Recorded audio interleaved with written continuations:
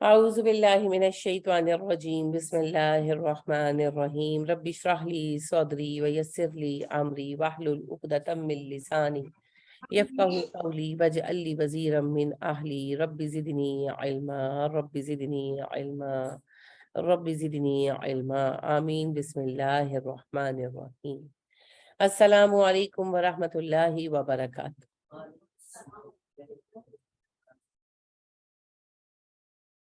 آپ سب کو خوش آمدید۔ دورہ قرآن کا دوسرا دن ہے۔ ہم نے کل سورہ بقرہ آیت نمبر 61 تک پڑھی تھی، 61 تک۔ آج آیت نمبر 62 سے 62 سے شروع کریں گے۔ اللہ سبحانہ و تعالی ارشاد فرماتے ہیں، ان الذین آمنوا، بے شک وہ لوگ جو ایمان لائے، والذین حادوا، اور وہ جو یہودی بنے ہوئے ہیں، والنصارى، اور وہ جو عیسائی ہیں، والصابئین، اور وہ جو صابی ہیں، من آمن باللہ، جو بھی ان میں سے ایمان لایا اللہ پر، والیوم الآخری، اور آخرت کے دن پر، وعمل صالحا، اور اس نے نیک کام کیے، فلہم اجرہم عند ربہم، ان سب کا اجر ان کے رب کے پاس موجود ہے، ولا خوف علیہم، نہ ان پر کوئی خوف ہوگا، ولا ہم یحزنون، نہ ہی وہ دکھی ہوں گے۔ جو بھی ایمان لایا، یا یہودی ہے یا عیسائی ہے یا صابی ہے، اگر وہ اللہ کو ایک مانتا ہے اور قیامت کے دن پر ایمان رکھتا رہا ہے اور نیکوکار ہے، تو وہ بخش دیا جائے گا۔ یہ اعلان کب کے لیے ہے؟ کیا قیامت تک کے لیے؟ اگر تو ایسا ہوتا تو پھر تبلیغ کی کیا ضرورت تھی؟ یہ نبی کریم صلی اللہ علیہ وسلم کے اعلان نبوت سے پہلے کی بات ہے۔ عیسیٰ علیہ السلام اور نبی کریم صلی اللہ علیہ وسلم کے درمیان 550 سال کا فرق ہے۔ عیسیٰ علیہ السلام کے اٹھا لیے جانے کے تقریباً 521 سال بعد نبی صلی اللہ علیہ وسلم پیدا ہوئے۔ آپ کی پیدائش کا سال 521 عیسوی ہے یا 522 عیسوی ہے، تو تقریباً رفلی 550 سال یا 525 سال کر لے بنتے ہیں۔ تو عیسیٰ علیہ السلام کے بعد اسلام کو بدل کر عیسائیت بنا دیا گیا، اور موسیٰ علیہ السلام کے لائے اسلام کو یہودیت بنایا جا چکا تھا۔ تو اسلام تو کسی کے پاس اصل شکل میں موجود نہیں تھا نا۔ تو سلمان فارسی رضی اللہ تعالیٰ عنہ، آپ کے لیے جانا پہچانا نام ہے صحابہ میں۔ سلمان جو تھے یہ آتش پرست فیملی سے تھے، اور انہوں نے عیسائیوں کو دیکھا عبادت کرتے تو یہ عیسائی ہو گئے، حق کی تلاش میں تھے، عیسائی ہو گئے، اور پھر مختلف عیسائی علماء کی خدمت میں رہے اور ان سے دین سیکھا۔ لہٰذا خود بیان کرتے ہیں کہ آخر میں وہ جن راہب کے پاس تھے وہ بہت بوڑھے ہو چکے تھے تو سلمان رضی اللہ تعالیٰ عنہ نے ان کی بہت خدمت کی، بہت ینگ لڑکے تھے اس ٹائم۔ نبی اکرم صلی اللہ علیہ وسلم جب تشریف لائے تب تو درمیانی عمر میں ہو چکے تھے، 45-46 سال کے تھے تو سلمان بیان کرتے ہیں کہ وہ راہب جو تھے بہت شفیق تھے مجھ پر، اور جب بالکل اینڈ ٹائم ان کا آیا تو وہ کہنے لگے کہ میرے بچے، تم نے میری بہت خدمت کی، میں جانتا ہوں کہ تم دین حق کی تلاش میں ہو، لیکن اس وقت تمہیں روئے ارض پر دین ابراہیمی اصل شکل میں کہیں نہیں ملے گا۔ ہاں، آخری نبی کے ظہور کا زمانہ قریب ہے، ان قریب ان کا ظہور ہوگا اور وہ دین ابراہیمی کو پھر سے قائم کریں گے، اور تم عرب چلے جاؤ۔ عرب کا وہ شہر جو لاوے کی چٹانوں میں گھرا ہوا ہے اور بہت سرسبز و شاداب ہے، وہی نبی کا دارالہجرہ ہوگا۔ وہ ہجرت کر کے وہاں آئیں گے، جب وہ آئیں تو تم ان پر ایمان لے آئے۔ وہ پھر فوت ہو گئے، ان کو دفن کیا، اور سلمان عرب کے لیے روانہ ہوئے۔ راستے میں قافلے پر ڈاکوؤں کا حملہ ہوا اور انہوں نے انہیں غلام بنا لیا، اوروں کو بھی بنایا۔ ان کو ایک یہودی نے خریدا، اور سلمان بہت بے قرار تھے۔ وہ خود کہتے ہیں کہ میں بار بار اس سے التجا کرتا رہا کہ میں دین حق کی تلاش میں نکلا تھا، ان لوگوں نے مجھے پکڑ لیا، بیچ دیا، تم تو مومن ہو، یہودی تھے نا، تھا وہ بندہ، تم تو مومن ہو، تم مجھے چھوڑ دو۔ لیکن وہ نہیں مانا، اوبویس اس نے چھوڑنے کے لیے تو نہیں خریدا تھا۔ تو وہ کہتے ہیں میں بہت پریشان تھا، مگر جب سنیت الوداع کی گھاٹیاں مدینے کے باہر کچھ ٹیلے تھے جن کے پار اتر جانے پر قافلہ نظر نہیں آتا تھا، اور جب ان ٹیلوں پر چڑھتے تھے تو سب سے پہلے شہر پر نظر پڑتی تھی۔ تو جب قافلہ ان گھاٹیوں پر چڑھا تو کہتے مجھے اوور ویو نظر آیا مدینہ کا کہ 3 طرف لاوے کی چٹانیں ہیں اور سرسبز و شاداب شہر ہے. تو کہتے ہیں میرے دل کو اطمینان ہو گیا کہ میں دارالہجرہ پہنچ گیا.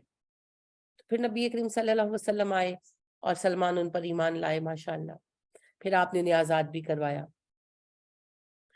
تو سلمان نے پوچھا کہ اللہ کے نبی صلی اللہ علیہ وسلم میں مختلف عیسائی علماء کی خدمت میں رہا, وہ بہت اچھے لوگ تھے, مگر آپ کا زمانہ ہی نہیں پایا, تو ان کا کیا ہوگا؟ آپ خاموش رہے تو یہ آیت آئی. اس کا معنی یہ ہے کہ آپ کے اعلان نبوت سے پہلے جو لوگ بھی تھے, جس بھی دین پر تھے, اگر وہ شرک نہیں کرتے تھے, آخرت کو مانتے تھے اور نیک تھے, تو وہ بخش دیے جائیں گے. وجہ یہ ہے کہ ان کے پاس صحیح دین کو جاننے کا کوئی سورس نہیں تھا. آج یہ رعایت نہیں ہے. کیوں؟ کیونکہ قرآن موجود ہے.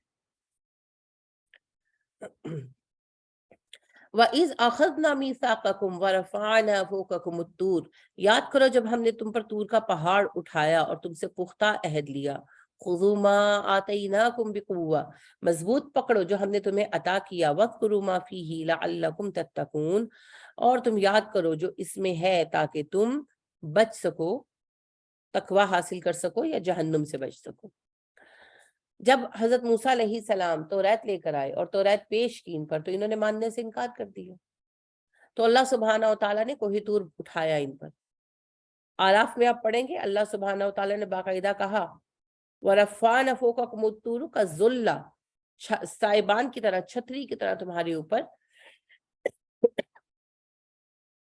لٹکا دیا ہم نے کوہ طور کو.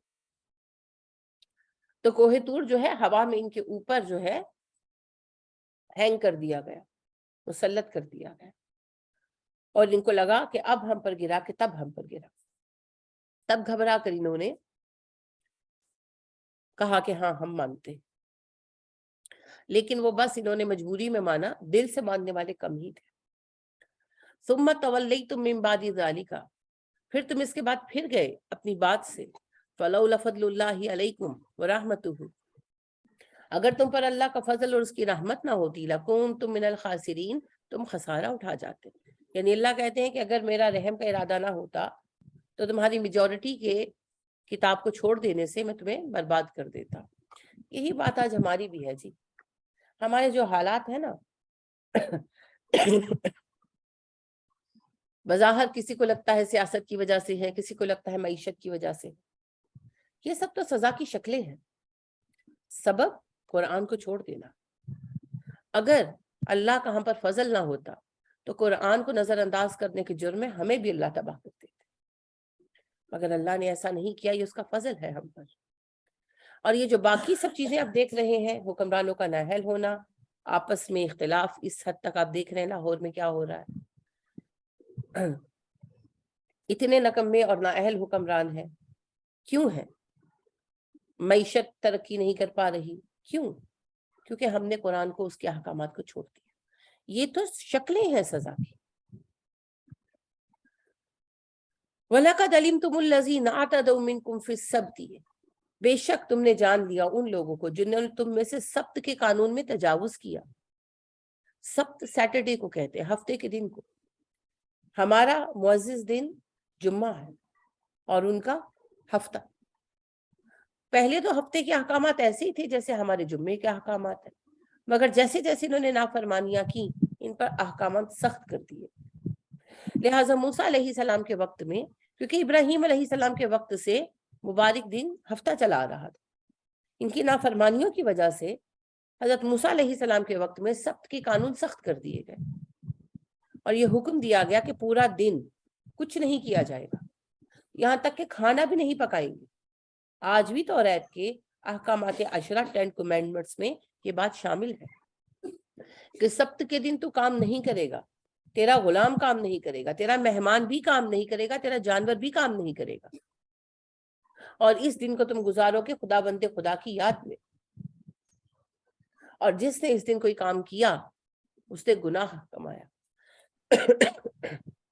یہ پابندی اس حد تک تھی کہ ہفتے کے دن کے اپنا کھانا بھی نہیں پکا سکتے تھے, جمعے کے دن ہی پکا کر رکھے. کسی طرح کا کوئی کام نہیں ہوگا, صرف عبادت کی جائے گی اور آپس میں ایک فری ٹائم گزارا جائے گا. جیسا کہ میں نے کہا ان کی سزا کے لیے تھا. تو اب یہ قانون تو تھا ہی بڑا سخت، تو اس کو فالو کرنے کے لیے تقویٰ چاہیے، لہٰذا اتنا تقویٰ تو تھا نہیں. تو پھر مختلف واقعات پیش آئے سبت کے معاملے میں.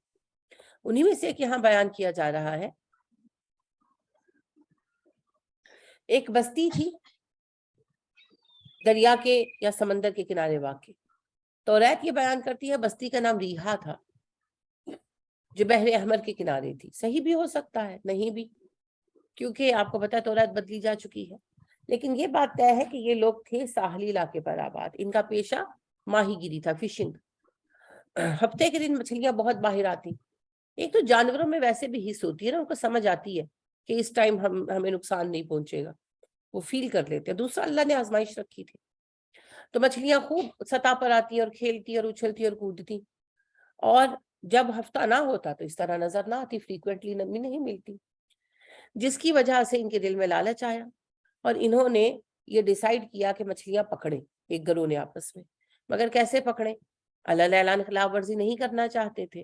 تو پھر انہوں نے حوض کھودے، تالاب بنائے، اور ان حوضوں کو، تالابوں کو نالوں کے ذریعے سمندر سے ملا دیے، سمندر سے فاصلے پر بنائے، جوڑے جوڑے کھالوں کے ذریعے سمندر سے ملا دیے، اور حوضوں یا تالابوں کے آگے دروازے لگا دیے. تو مچھلیاں جو ہے وہ پانی کے ساتھ بہتی ہوئی وہ تالاب میں آ جاتی، حوض میں آ جاتی. جب تالاب بھر جاتے ان کے تو یہ دروازے بند کر دیتے.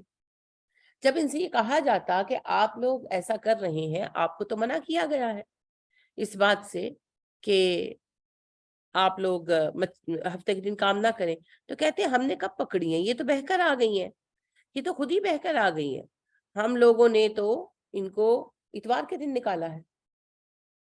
یہ تھا ہیلا، بہانہ. اس پر ان کے کچھ لوگ ان کو سمجھانے لگے، مگر انہوں نے نہیں مانا. پھر ان پر عذاب آیا.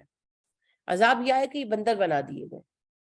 جو لوگ روکتے تھے وہ نہیں بنائے گئے، باقی بندر بنا دیے گئے. چہرے جسم بندروں کے ہو گئے، ذہن انسانوں کے ہی تھے.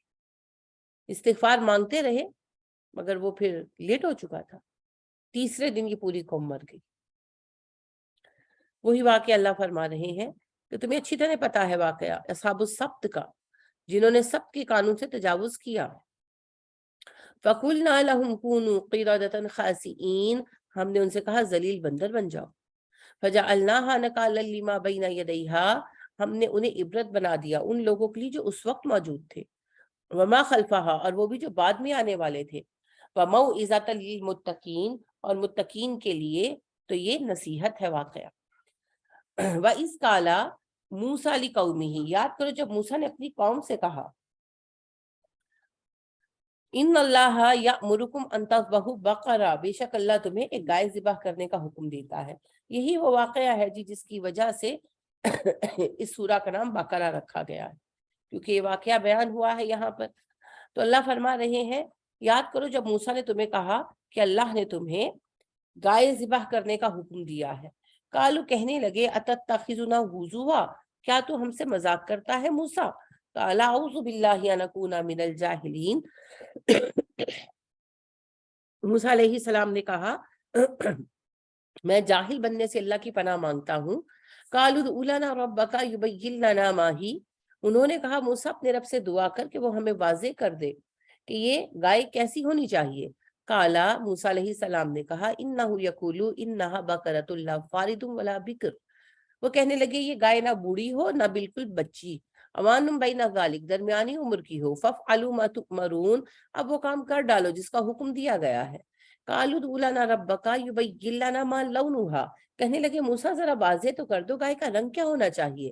قال انہ یقول انہا بقرۃ صفراء فاقع لونھا، کہنے لگے موسیٰ علیہ السلام کہ اللہ فرما رہے ہیں کہ گائے گہرے براؤن کلر کی ہونی چاہیے، تسر الناظرین، دیکھنے والوں کو اچھی لگے.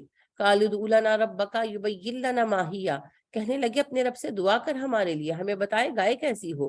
ان البقرہ تشابہ علینا، بے شک گائے ہم پر مشتبہ ہو گئیں، وَإِنَّا إِن شَاءَ اللَّهُ لَمُهْتَدُونَ، یقیناً اگر اللہ نے چاہا تو ہم ہدایت پا لیں گے۔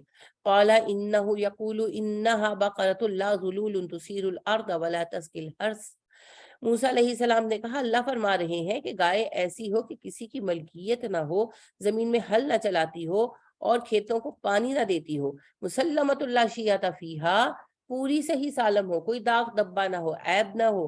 قالوا الآن جئت بالحق، کہنے لگے موسیٰ اب تو حق لے کر آیا ہے۔ فذبحوها، انہوں نے گائے ذبح کر ڈالی، وما قادوا یفعلون، حالانکہ ان کا ایسا کرنے کا ارادہ نہیں تھا۔ وَإِذْ قَتَلْتُمْ نَفْسًا، پھر جب تم نے قتل کیا ایک بندہ، فَادَّارَأْتُمْ فِيهَا، اور پھر اس کو لے کر ایک دوسرے سے جھگڑا کرنے لگے، وَاللَّهُ مُخْرِجٌ مَا كُنتُمْ تَكْتُمُونَ، اللہ کھولنے والا تھا وہ بات جو تم چھپا رہے تھے۔ فَقُلْنَا اضْرِبُوهُ بِبَعْضِهَا، ہم نے کہا اس کا حصہ، گائے کے گوشت کا حصہ لاش سے ٹکراؤ، لگاؤ۔ کذالک یحیی اللہ الموتى، ایسا کرنے سے مردہ زندہ ہو بیٹھا، اسی طرح اللہ مردے زندہ کرے گا۔ وَیُریکم آیاتہ لعلکم تعقلون، اللہ تمہیں اپنی نشانیاں دکھاتا ہے تاکہ تم عقل کا استعمال کرو۔ اسے واقع ذبح بکر کہتے ہیں جی۔ موسیٰ علیہ السلام کی قوم کے 12 قبیلے تھے، حضرت یعقوب علیہ السلام کے 12 بیٹے تھے، ہر بیٹے کی نسل چلی تو یہ 12 قبیلے تھے۔ ان 12 قبیلوں میں سب قبیلے الگ الگ تھے، اور جب موسیٰ علیہ السلام نے پانی مانگا تو 12 چشمے پھوٹے، جس کی وجہ سے 12 الگ الگ ان لوگوں کے لیے پانی کے ذخیرے بنے، جن کے کنارے ان کی آبادیاں تھیں۔ تو ایک قبیلے میں، جس کا نام ہمیں نہیں معلوم، ایک قبیلے میں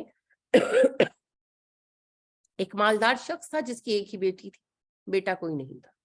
اس کا بھتیجا ایک اوباش لڑکا تھا جو اپنے چچا کی جائیداد ہڑپنا چاہتا تھا، مگر چچا زندہ تھے اب اللہ کے فضل سے، تو اس نے اپنے چچا کو قتل کیا تاکہ بعد ازاں جائیداد چچا کی ہڑپ سکے، اور جو لاش ہے وہ دوسرے قبیلے کی حدود میں پھینک دی۔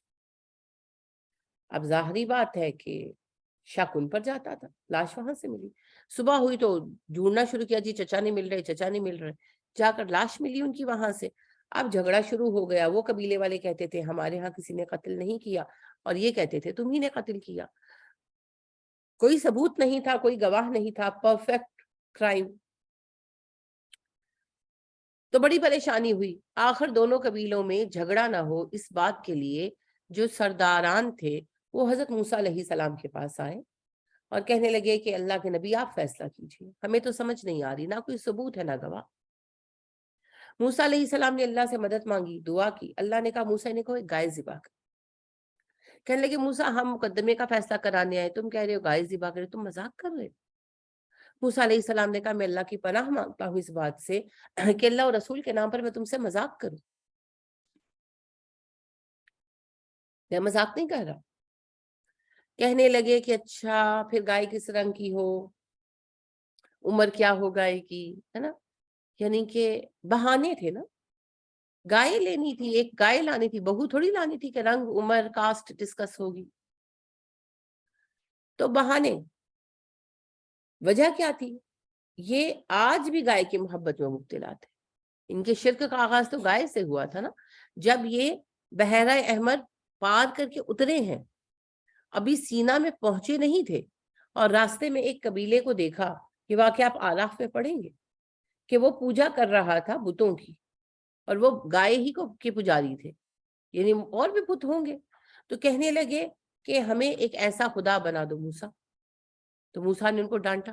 اچھا مصر میں بھی گائے کی پوجا ہوتی تھی، اصل میں ہر وہ علاقہ جہاں کھیتی باڑی رہی ہے وہاں گائے کو بڑی اہمیت حاصل، عرب میں نہیں ہے، کیونکہ عرب میں کھیتی باڑی نہیں ہے نا، عرب میں تو اونٹ کی اہمیت ہے۔ تو گائے جو ہے نفع بخش جانور ہے، تو گائے اور بیل کی پوجا ہر اس علاقے میں ہوئی ہے یا تعظیم اسے دی گئی ہے جن علاقوں میں کھیتی باڑی ہے۔ تو آپ دیکھیں نیپال میں، سری لنکا میں، بنگلہ دیش میں، ہمارے بر صغیر میں، اور مصر میں بھی، کیونکہ یہ ساری زرخیز زمینیں، تو یہاں پر گائے اور بیل کی بڑی اہمیت ہے۔ تو پہلے تعظیم ہوئی، قدر ہوئی، قدر سے تعظیم بنی، تعظیم سے عبادت شروع ہو گئی۔ تو پھر گائے سے گو ماتا بن گئی. تو آج بھی آپ دیکھیں مصریوں کے ٹیمپلز کے باہر گائے بنی ہوتی ہے, وہ مصری سٹائل میں چوڑا ہیڈ کر کے بناتے ہیں نا, بنی ہوتی. تو انہوں نے وہاں بھی گائے کی پوجا دیکھی تھی. تو موسیٰ علیہ السلام سے جب کہا, موسیٰ علیہ السلام نے ڈانٹا. پھر جب موسیٰ علیہ السلام صحرائے سینا میں آ کر کوہ طور پر گئے تو گائے کا مجسمہ بچڑے کا بنایا, وہ بھی جلا دیا, ختم کر دیا, مگر اندر اندر گائے کی محبت باقی تھی. موسیٰ علیہ السلام سے ڈرتے تھے, اللہ اعلان تو نہیں کرتے تھے, مگر گائے کو تعظیم دینا وغیرہ یہ چلتا رہتا تھا ان کے یہاں. اب اللہ جانتے تھے یہ فتنہ موجود ہے, موسیٰ علیہ السلام تو نہیں جانتے تھے, تو اللہ نے ان پر بات کھول دی. کیونکہ گائے کو ذبح کرنے میں بحث کی بات ہی کیا ہے. اگر آپ سے آپ کی والدہ کہیں, اللہ تو بہت عظیم ہستی, آپ کی والدہ کہیں کہ صدقہ دینا ہے, بکرا لا دو, تو بس آپ ایک بکرا لے آئیں گے. یا میکسیمم یہ کہیں گے کہ امی پیسے نہیں ہے, 4 دن رک جائے. یہ تھوڑی پوچھیں گے کہ امی کس عمر کا بکرا لاؤں, کس رنگ کا بکرا لاؤں, کس نسل کا بکرا لاؤں. تو یہ تو اللہ کہہ رہے تھے براہ راست, نبی بتا رہے تھے کہ اللہ نے کہا ہے. تو یہ پھر بہانے تھے. پھر فائنلی اللہ سبحانہ وتعالیٰ نے انگلی رکھ دی, گویا ویسی گائے پر جیسی پوجا کے لیے استعمال ہوتی ہے. بھارت میں آج بھی ہے, گائے اور بیل جو ہے آزاد کر دیے جاتے ہیں, اور وہ جو آزاد بیل ہوتے ہیں وہ دیوتاؤں کے نام پر چھوڑے جاتے ہیں, شیو کے نام پر چھوڑے جاتے ہیں. گائے تو گو ماتا جی کے لیے چھوڑی جاتی ہے, تو وہ پھر ان کو لوگ کھانا وغیرہ ڈالتے ہیں, منتیں مانتے ہیں, اور ان کے لیے وہ سمجھتے ہیں کہ پوری ہوں گی, تو ان کو کوئی استعمال نہیں کرتا.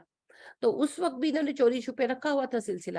اینی ویز اللہ سبحانہ و تعالیٰ نے کہا ایسی گائے ڈھونڈ کر لاؤ جو درمیانی عمر کی ہو, اس میں کوئی عیب نہ ہو, گہرے براؤن کلر کی ہو, اور کبھی اس سے کام نہ کیا. اب یہ سب سے مشکل شرط تھی.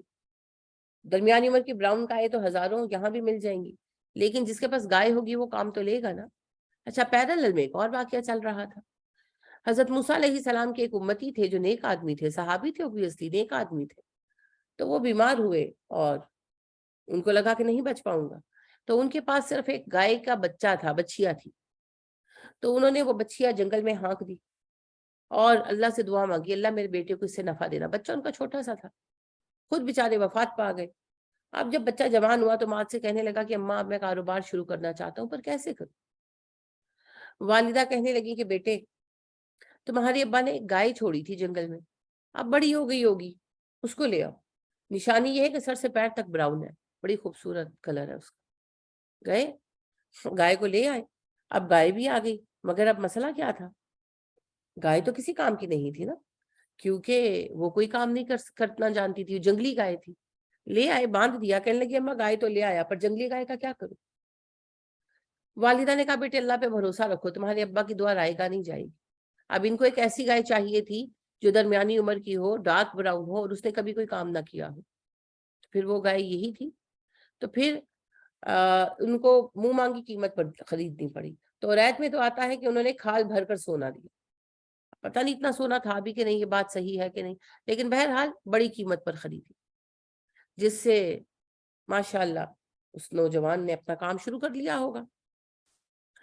اور گائے انہوں نے ذبح کی. تو جب اس کا گوشت کاٹا گیا, اللہ نے حکم دیا کہ لاش کا جو گوشت کا ایک ٹکڑا ہے وہ لاش کے ساتھ ٹچ کرو. تو جیسے ہی ٹچ کیا گیا وہ مردہ زندہ ہو کر بیٹھ گیا. حدیث مبارکہ میں آتا ہے نبی اکرم صلی اللہ علیہ وسلم فرماتے ہیں کہ مردہ زندہ ہو گیا, اور اس نے خود بتایا کہ مجھے میرے بھتیجے نے قتل کیا, ہے ساری بات بتائی, پھر لیٹ کر مر گیا. تو اللہ نے ایک تو یہ بتا دیا کہ جس گائے کو تم خدا بنائے بیٹھے ہو وہ گائے ایک جانور ہے جسے تم خود ذبح کر سکتے. اور دوسرا اللہ نے یہ دکھا دیا کہ میں مردے زندہ کروں گا اس طرح, اس کو زندہ کر سکتا ہوں تو باقیوں کو بھی کر سکتا ہوں. یہی ہے واقعہ ذبح بکری. اللہ کہتے ہیں وَيُرِيكُمْ آيَاتِهِ لَعَلَّكُمْ تَعْقِلُونَ, وہ تمہیں اپنی نشانیاں دکھاتا ہے تاکہ تم عقل کا استعمال کرو. ثُمَّ قَسَتْ قُلُوبُكُم مِّن بَعْدِ ذَلِكَ, پھر اس کے بعد تمہارے دل سخت ہو گئے. ایسی عظیم نشانی کے بعد بھی دل سخت ہو گئے. فَهِيَ كَالْحِجَارَةِ, جیسے پتھر ہوں, او اشد قسوہ, نہیں پتھروں سے بڑھ کر سے. وَإِنَّ مِنَ الْحِجَارَةِ, اور بے شک پتھروں میں سے کچھ پتھر ہیں, لَمَا يَتَفَجَّرُ مِنْهُ الْأَنْهَارُ, پھر میں سے نہریں پھوٹ نکلتی ہیں. وَإِنَّ مِنْهَا لَمَا يَشَّقَّقُ فَيَخْرُجُ مِنْهُ الْمَاءُ, اور کئی پتھر ہیں پھٹتے ہیں تو پانی بہتا ہے. وَإِنَّ مِنْهَا لَمَا يَحْبِطُ مِنْ خَشْيَةِ اللَّهِ, اور کئی پتھر اللہ کے خوف سے گر پڑتے ہیں. یعنی اللہ کہتے ہیں پتھر بھی ڈرتے ہیں میرے عذاب سے. ہمارے لیے پتھر بے جان ہے, اللہ کے سامنے تو سبھی کچھ مخلوق ہے جی. آج تو سائنس بھی مانتی ہے کہ پتھروں کے اندر بھی اسٹیشنری موومنٹ ہے جی. پتھروں کے اندر بھی اسٹیشنری موومنٹ ہے. پتھر باہر موو نہیں کر رہا مگر پتھر کے اندر بھی اسٹیشنری موومنٹ موجود ہے. اس کا بھی ایک نیوکلیس ہے, اس کے بھی مختلف حصے ہیں. اللہ نے ان کو ہم سے پوشیدہ رکھا کیونکہ ہم اپنی زندگی نہ جی پاتے اگر ہم پتھروں کے جاندار ہونے کو سمجھ پاتے. تو اللہ کے سامنے تو سب کچھ مخلوق ہے جی. تو اللہ کہتے ہیں پتھر بھی میرے عذاب سے ڈرتے ہیں, کہ نہیں ڈرتے تو انسان نہیں ڈرتے. دنیا کی سب سے بہترین چیز کیا ہے؟ دل. اور سب سے بدترین چیز کیا ہے؟ دل. نبی کریم صلی اللہ علیہ وسلم فرماتے ہیں انسانی جسم میں گوشت کا ایک لوتھڑا ہے, جب وہ صحیح ہو جاتا ہے سارا جسم صحیح ہو جاتا ہے, جب وہ بگڑ جاتا ہے سارا جسم بگڑ جاتا ہے, اور وہ ہے دل. تو اصلاح قلب سب سے اہم بات ہے. اور کیسے ہوگی اصلاح قلب؟ نبی کریم صلی اللہ علیہ وسلم نے کہا لوگوں دلوں پر زنگ چڑھ جاتا ہے جیسے لوہے پر زنگ چڑھ جاتا ہے. صحابہ نے کہا اللہ کے نبی صلی اللہ علیہ وسلم اس کا علاج کیا ہے؟ آپ نے کہا کثرت سے قرآن پڑھنا اور موت کو بہت یاد کرنا. یہاں تو موت کو یاد کرنے کا فیشن ہی نہیں ہے نا. اگر آپ کسی سے کہیں کہ آپ مر جائیں گے تو اگلا ناراض ہو جائے گا, ہے نا. اور اگر آپ یہ کہیں کہ اگر میں مر جاؤں تو اگلا کہے گا منہ سے اچھی بات نکالو. حالانکہ مرنا تو سب نے, موت کوئی بری بات تو نہیں. موت زندگی کی وہ حقیقت ہے جسے ہم ساری عمر نظر انداز کرنے کی کوشش کرتے ہیں. تو قرآن کا مطالعہ بکثرت کرنا دل کے امراض کا علاج ہے.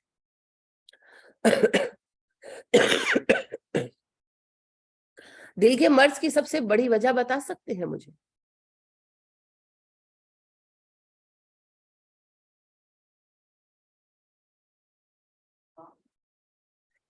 نفاق تو مرض ہے, مرض کا سبب کیا ہے؟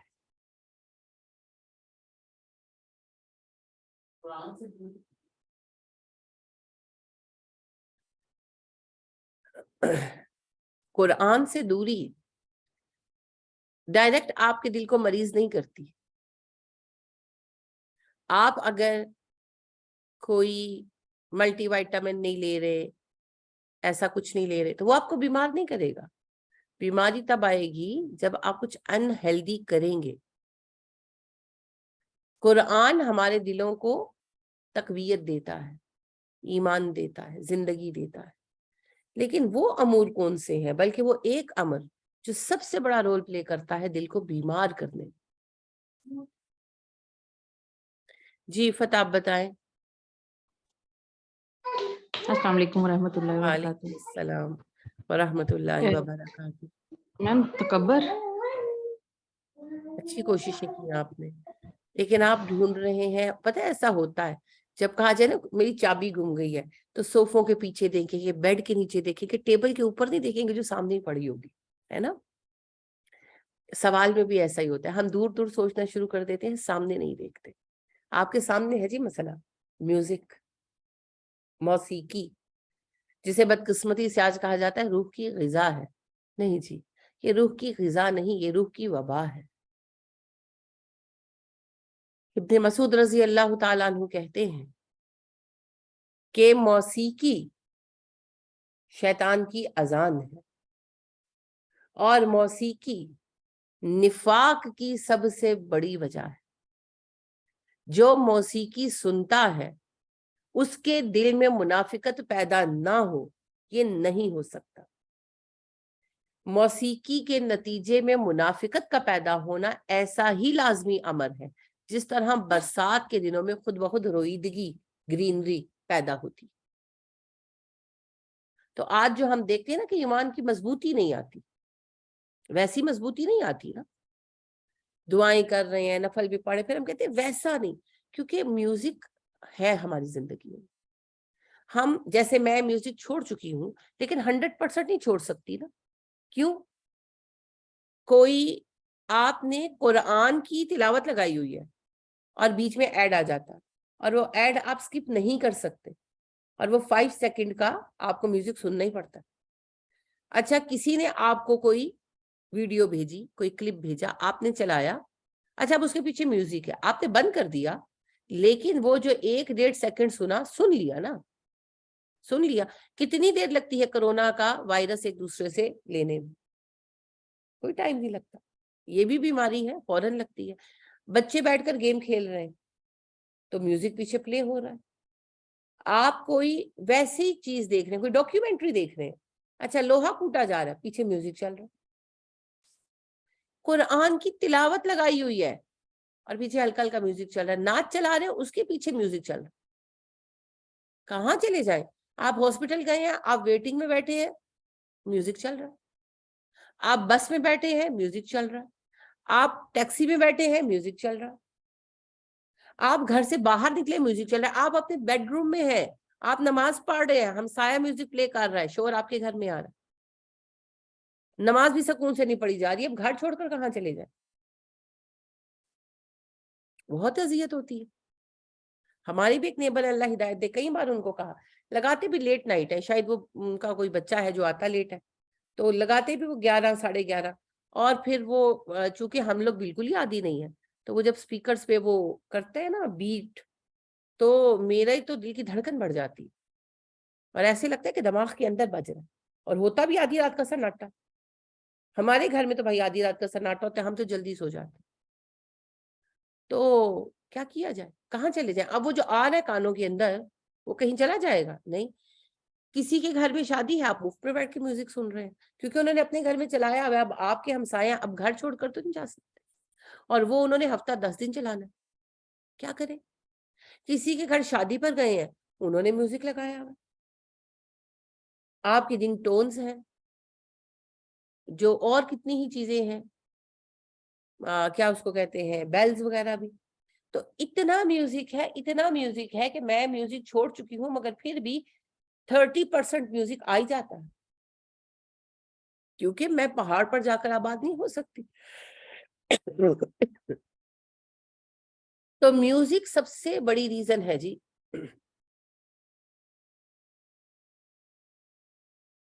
بیماری کی. عائشہ آپ نے منافقت لکھا ہے, بیٹے منافقت تو خود بیماری ہے.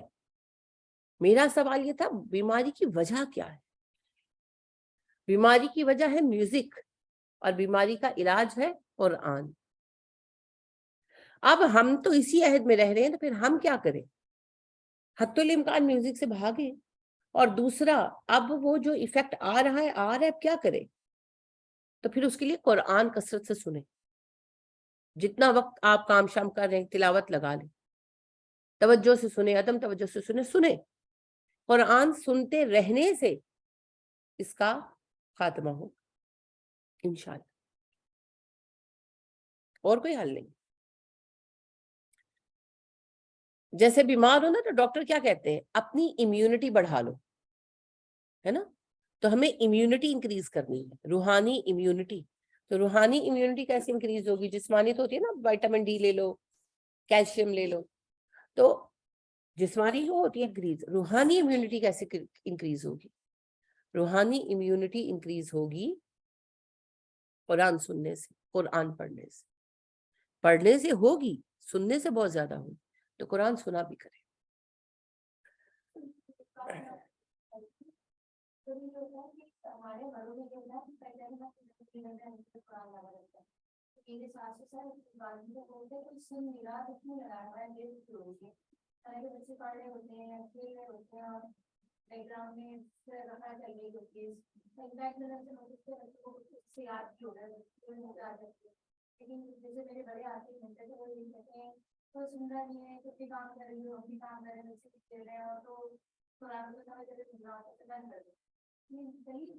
نہیں, یہ بالکل صحیح نہیں ہے. اگر آپ قرآن کلاس میں آئے ہیں, وہاں پر لازم ہے وَاسْمِعُوا وَأَنصِتُوا, توجہ سے سنو اور خاموش رہو. لیکن جب آپ نے ویسے چلانا ہے قرآن, یعنی کہ وہی بات ہے کہ سورہ بقرہ چلانی ہے گھر میں, یا رقیہ چلانا ہے, یا آؤٹ آف نو وے آپ کہتے ہیں کہ بھئی میں قرآن چلاؤں تاکہ یہ جو نیگیٹو اثرات ہیں یہ مجھ سے دور ہوں، میرے دل کی پاکی ہو، اس کے لیے ہر وقت آپ فارغ تو نہیں ہو سکتے، تو پھر آپ چلتے پھرتے قرآن سن سکتے ہیں، پڑھ بھی سکتے ہیں۔ اب پڑھنے کے لیے تو حافظ ہونا ضروری ہے، ہمارے حفظ کا تو اتنا سا حصہ ہے وہی ختم ہو جاتا ہے، تو پھر آپ چلا سکتے ہیں۔ اور جیسا آپ نے کہا، آپ دیکھیں آپ میوزک چلاتے ہیں، آپ نہیں سن رہے، آپ نے چلایا بھی نہیں، گھر میں کسی نے چلایا، آپ صفائی کر رہی ہیں، کان میں بول پڑھ رہے ہیں، آپ بیٹھیں گی نا آ کر فارغ ہو کر، آپ کے دماغ کے اندر وہ گونجیں گے، ہے نا، نیچرل ہے، جو آپ کا کان سنتا ہے آپ کا دماغ اسے ریکارڈ کر لیتا ہے۔ تو جب قرآن چلے گا تو بے شک آپ تھوڑا بزی ہیں، کوکنگ میں آدھی توجہ ہے، آدھی قرآن کی طرف ہے، مگر آپ کا دماغ ریکارڈ تو کر رہا ہے نا، تو جب آپ فارغ بیٹھیں گے تو پھر دماغ میں کیا گونجے گا؟ قرآن۔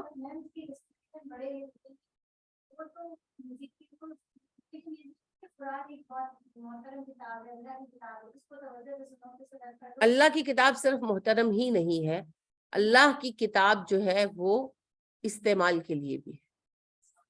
یہ احترام کے مسئلے نے قرآن کو ہم سے بہت دور کر دیا، یہ قطعی بے احترامی نہیں ہے۔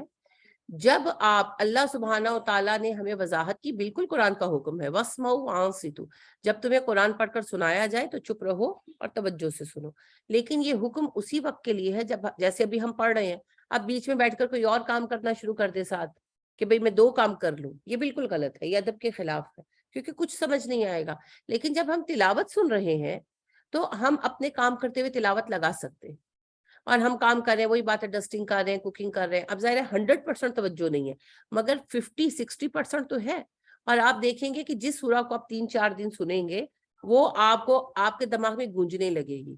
تو جی یہ بڑی بات ہے، یہ بڑی بات ہے کہ جب میں فارغ بیٹھوں تو مجھے کوئی گانا نہ یاد آئے، مجھے قرآن کی آیت یاد آئے۔ اور آپ دیکھیں گے بچوں کی جو تجوید ہے وہ امپروو ہو جائے گی، میری اپنی بچوں کی ہوئی ہے، سوتے وقت میں شروع سے میں نے اپنی بچوں پر بہت قرآن پڑھا، اور رات کو ہم ان پر رقیہ چلاتے ہیں تو رقیہ آلموسٹ ان کو یاد ہے، اور ان کی تجوید بہت سٹرونگ ہے، بہت سٹرونگ ہے، کیونکہ انہوں نے شروع سے قرآن سنا ہے، کثرت سے سنا ہے۔ اور یہ چیز یاد رکھیں، سوئے ہوئے میں بھی قرآن اپنا کام کرتا ہے۔ اگر آپ کو ڈرپ لگی ہے تو آپ سو گئے تو کیا وہ آپ پر ایفیکٹ نہیں کرے گی؟ آپ کا دماغ کام کر رہا ہوتا ہے، آپ کا خیال ہے کہ دماغ کام نہیں کر رہا ہوتا، آپ سوئے ہوئے گہری نیند، اور کوئی آپ کے کمرے کا دروازہ کھولتا ہے تو اٹھتے ہیں کہ نہیں اٹھتے؟ دماغ کام کر رہا ہے۔ آپ کو پیشاب آتا ہے، پتہ چلتا ہے کہ نہیں چلتا؟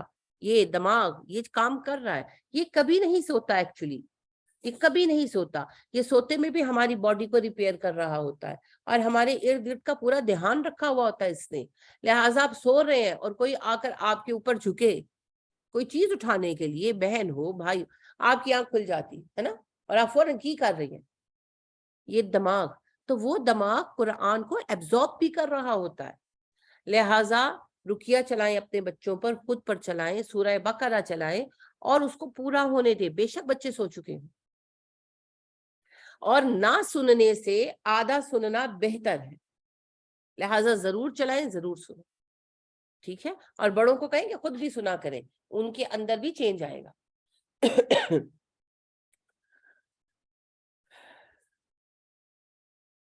وہ انگلش ایک محاورہ ہے، one bird is better, one bird in hand is better than the 2 birds in the bush۔ ہاتھ میں پکڑا ہوا ایک پرندہ ان 2 پرندوں سے بہتر ہے جو جھاڑی میں چھپے ہیں۔ تو پورا نہ سننے کے چکر میں آدھا بھی نہیں سنے، اس سے بہتر ہے کہ آدھا تو سنے۔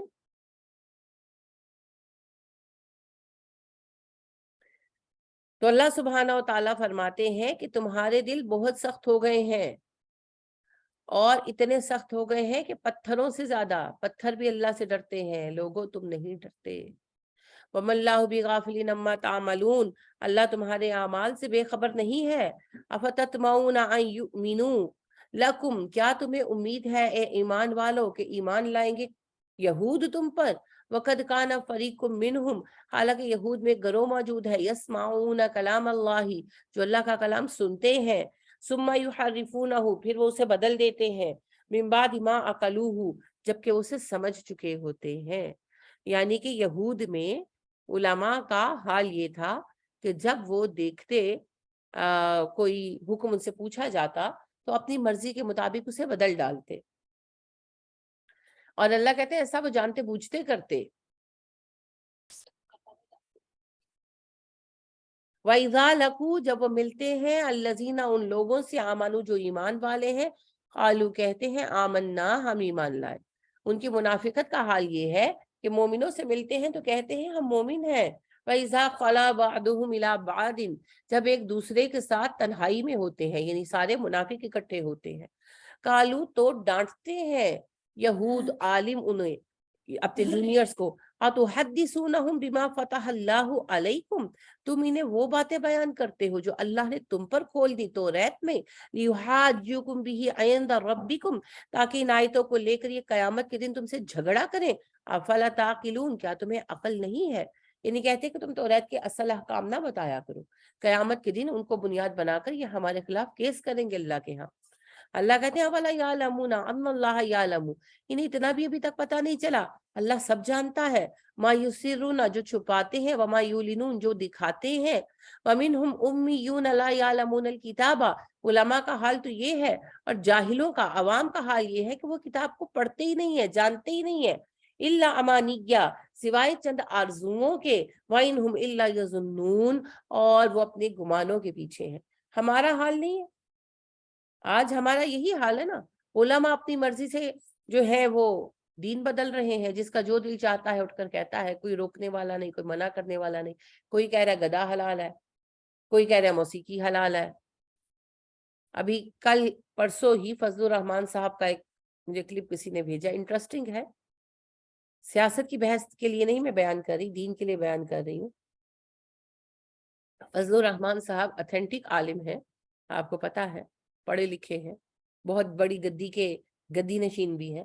تو وہ فرما رہے تھے کہ اگر آپ ان سے پوچھا گیا کہ رمضان میں اگر الیکشن ہو جاتے ہیں اور کوئی معتکف ہے تو کیا وہ تک ووٹ ڈالنے جا سکتا ہے؟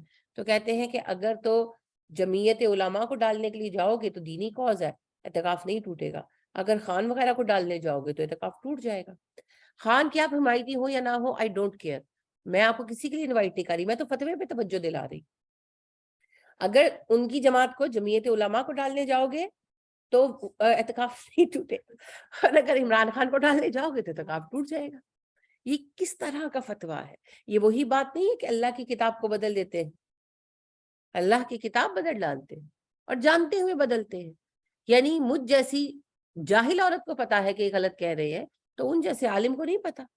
لیکن یہ عالم کم اور ظالم زیادہ, جس کا جو دل چاہتا ہے اٹھ کر کیا ہے, جس کا جو دل چاہتا ہے اٹھ کر کیا ہے, کوئی کسی کو روکنے والا نہیں. ساحر دل صاحب فرماتے ہیں گدے حلال ہے. پتہ نہیں جنہوں نے گدے کھلائے حلال کیے کہ نہیں, لیکن گدے حلال. اب مجھے بتائیں, نبی اکرم صلی اللہ علیہ وسلم نے خیبر کے موقع پر گدے حرام کیے. بخاری کی روایت ہے, مسلم کی روایت ہے, لولو المرجان میں آپ خود پڑھ چکے ہیں, جو میری ریگولر کلاس ہے انہوں نے پڑھی. تو کیسے کوئی کہہ سکتا ہے؟ جس کا جو دل چاہ رہا ہے کہہ رہا ہے. تو علماء دین کو بدل رہے ہیں جانتے بوجھتے ہوئے, اور عوام کا حال کیا ہے؟ کتاب کا علم ہی نہیں ہے, من مانا دین بنا رکھا ہے. ہر کسی کا اپنا من مانا دین ہے, اسی پہ چل رہے ہیں.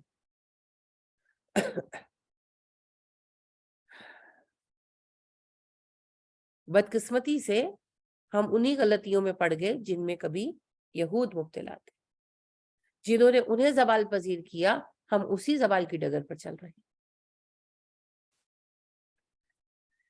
فَوَيْلٌ لِّلَّذِينَ يَكْتُبُونَ الْكِتَابَ بِأَيْدِيهِمْ ہلاکت ہے ان سب کے لیے جو اپنے ہاتھوں سے کتاب لکھتے ہیں. ثُمَّ يَقُولُونَ هَٰذَا مِنْ عِندِ اللَّهِ پھر کہتے ہیں کہ یہ اللہ کی طرف سے آئی ہے. لِيَشْتَرُوا بِهِ ثَمَنًا قَلِيلًا تاکہ اس کے بدلے میں تھوڑی قیمت وصول کر لیں. اچھا یوں ہے کہ قرآن کو حقیقتاً تو بدلا نہیں جا سکتا, لیکن قرآن کے نام پر جھوٹ بہت بولا گیا ہے, لکھا بھی گیا. کئی ایسی کتابیں ہیں کہ آپ جب ان کو پڑھتے ہیں تو آپ حیران ہو جاتے ہیں کہ یہ جو قصہ سنا رہے ہیں کہاں سے سنا رہے ہیں. اچھا آیتوں کے حوالے دے کر جھوٹ بولا ہوتا ہے. جیسے کچھ عرصہ پہلے مجھے ایک خاتون نے کتاب پیش کی جس کا تھا میلاد کا ثبوت. تو اس میں انہوں نے ریفرنسز دیے ہوئے تھے کہ فار ایگزامپل سورہ مریم کی آیت 32-33, اور آیت نہیں دی, صرف ریفرنس. اور پھر اس میں وہ دعویٰ کرتے ہیں کہ جی اس میں میلاد کا ثبوت ہے, اس میں بھی اللہ میلاد کو بیان کیا ہے. 21वें पारे में, यानी कि 4-5 रेफरेंस दिए हुए थे। अब मैं जानती हूँ कि उनमें से किसी आयत में कोई बात नहीं, कहीं भी नहीं, लेकिन उन्होंने वो रेफरेंस देखा तो आगे अपने लफ्जों में दावे किए हुए। अब बात यह है कि जिसने कुरान को कभी समझकर नहीं पढ़ा वो तो बिलीव कर लेगा ना, तो ये भी तो कुरान बदलना है। फिर कुछ और तरह के फितने भी हैं, जैसे भी पिछले दिनों पाकिस्तान से कुछ कुरान शाया हुए हैं जिनमें तर्जुमा बदला गया है। अब लोग उन्हें सही समझकर पढ़ते होंगे, खैर उनको बंद करा दिया गया है। कुछ लोगों ने नोटिस किया, फिर उन्होंने कोर्ट में अपील की, कोर्ट ने उनकी पब्लिशिंग रोक दी, उनको जाया भी करवा दिया। लेकिन बहरहाल साजिश हुई तो है, टेक्स्ट नहीं बदला गया, तर्जुमा बदल दिया गया।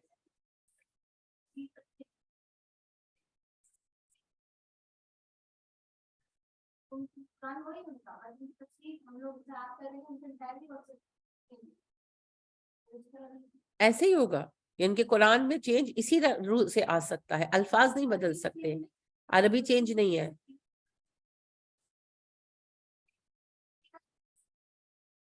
कुरान को सही समझ पाएंगे। कुरान की अरबी में आपको बासानी 4 से 6 माह में सिखा दूंगी, इतनी अरबी जिससे आप कुरान पढ़ सके। अरबी लैंग्वेज की बात नहीं कर रहे, वो अलहदा है। तो जिसको शौक हो, इंशाल्लाह ईद के बाद हमारे नए कोर्सेज शुरू होंगे अरबी, कुरान की अरबिक के भी, तो आप उसे ज्वाइन करें। मैं खुद ये समझती हूँ कि इतना अरबी आपको आनी चाहिए कि आप कुरान के माने को देख सके, समझ सके, डिक्शनरी कंसल्ट कर सके, क्योंकि कहते हैं ना मतलब बदल दिया है, तो उनके सामने रखें डिक्शनरी, बताएं कहाँ बदला है, हमें भी तो समझाएं। बिल्कुल, आप बिल्कुल सही कह रहे हो, बिल्कुल सही कह रहे हो। मन माने मतलब करते हैं ना, मन माने मतलब करते हैं। फॉर एग्जाम्पल, माजरत के साथ वैसे मैं नाम लेना पसंद नहीं करती होती लेकिन सूरह फतह में अल्लाह फरमाते हैं दूसरी आयत में ही, क्या नबी सल्लल्लाहु अलैहि वसल्लम, अल्लाह ने आपके अगले पिछले गुनाह माफ कर दिए, लियगफिरा लकल्लाहु मा तक़द्दमा व मा तअख़्ख़र, ताकि अल्लाह माफ कर दे आपकी अगली पिछली खताएं। नबी हैं, गुनाह तो नहीं करते, लेकिन खताएं तो होती है ना इंसानों से, बतकाज़ा बशरियत। अल्लाह कहते हैं हमने वो भी माफ कर दी, खुशखबरी है आपके लिए बेसिकली। लेकिन आप देखें कि जो कंजुल ईमान के नाम से बरेलवी सेक्ट का अहमद रजा खान साहब का तर्जुमा है, वो तर्जुमा करते हैं अल्लाह आपके अगलों की और पिछलों की खताएं आपके सदके में माफ कर दे। अब सवाल ये है, अरबी की किस ग्रामर के तहत ये तर्जुमा होता है, समझा देना, किस ग्रामर के तहत ये तर्जुमा होता है। तो ये और इस तरह की बहुत सारी चीजें हैं जो बदली गई हैं, जिनसे निपटने के लिए हमें थोड़ा शऊर जुबान का होना चाहिए कि हम मोटी मोटी बातों को जान सके। तो दूसरा तरीका, कुछ और फितने भी सामने आए हैं, जैसे अभी मैंने कहा कि एक तो कुरान बदला गया, कुरान का तर्जुमा बदला गया, पकड़ा गया वो मसला, लेकिन जहां जहां वो अपलोड हो चुका है, किसी ना किसी के पास अगर मौजूद है तो फितना तो है। फिर एक अभी जो क्या नाम है उसका, नसीम समथिंग करके, वसीम सॉरी, नसीम नहीं, वसीम नाम है, इंडियन है, मुसलमान था, अब वो हिंदू बना फिर रहा। उसने जी कुरान को, अल्लाह मुझे माफ कर दे, हंसी मुझे उन लोगों की दावों पर आती है, उसने कुरान की 22 आयतें कुरान से डिडक्ट कर दी है, समझ रहे हैं, 22 आयतें निकाल दी हैं कुरान से, और एक तरतीब दी है कुरान को, सूरतों की तरतीब भी बदली, और वो फरमाते हैं जनाब कि ये 22 आयतें निकाल देने से इस्लाम अमन पसंदीन हो गया है, पहले इस्लाम टेररिज्म का दीन था, इन्ना लिल्लाहि व इन्ना इलैहि राजिऊन। और कुरान की सूरतों की तरतीब की खराबी की वजह से कॉन्सेप्ट क्लियर नहीं होते थे लोगों के, मैंने उनका अरेंजिंग ऑर्डर सही कर दिया है। अस्तगफिरुल्लाह रब्बी, अस्तगफिरुल्लाह रब्बी।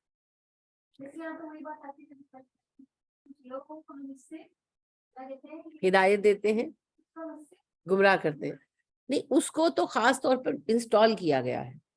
खैर भारतीय मीडिया ने भी उसकी बहुत अच्छी क्लास दी, ऐसी बात नहीं है, क्योंकि वो पढ़े लिखे लोग हैं, और ऐसा नहीं है कि कोई सर पर बिठा लिया। اب وہ ہندو بنا ہوا ہے اور وہ جوگیا چادر لپیٹ کر وہ تو کہتا ہے مجھے مسلمان قتل کر دیں گے. مجھے ہنسی آ گئی, میں نے کہا اس کو کسی نے کیا کرنا ہے قتل کر کے. اور وہاں کسی نے اس کو نوٹس نہیں کیا, اور وہ قرآن باقاعدہ پبلش بھی نہیں ہوئے, اس نے ذاتی ہی جو پبلش کرایا اور اس کو شہرت دینے کے لیے اٹھ پٹانگ حرکتیں کی. اس کے سوا وہ پبلش بھی نہیں ہوئے, وہاں بھی پرمیشن نہیں ملی کیونکہ فسادات شروع ہو جاتے, تو وہاں بھی پرمیشن نہیں ملی. لیکن بات یہ کہ فتنے کا ایک دروازہ تو کھولا نا اس بدبخت نے. تو اس طرح کے فتنے تو ٹائم ٹو ٹائم کریٹ ہوں گے, لیکن بڑے لیول پر قرآن کا ٹیکسٹ نہیں بدلا جا سکتا. ہاں, قرآن کے ترجموں میں لوگ خرابی کرتے ہیں اور تشریحات میں کرتے ہیں.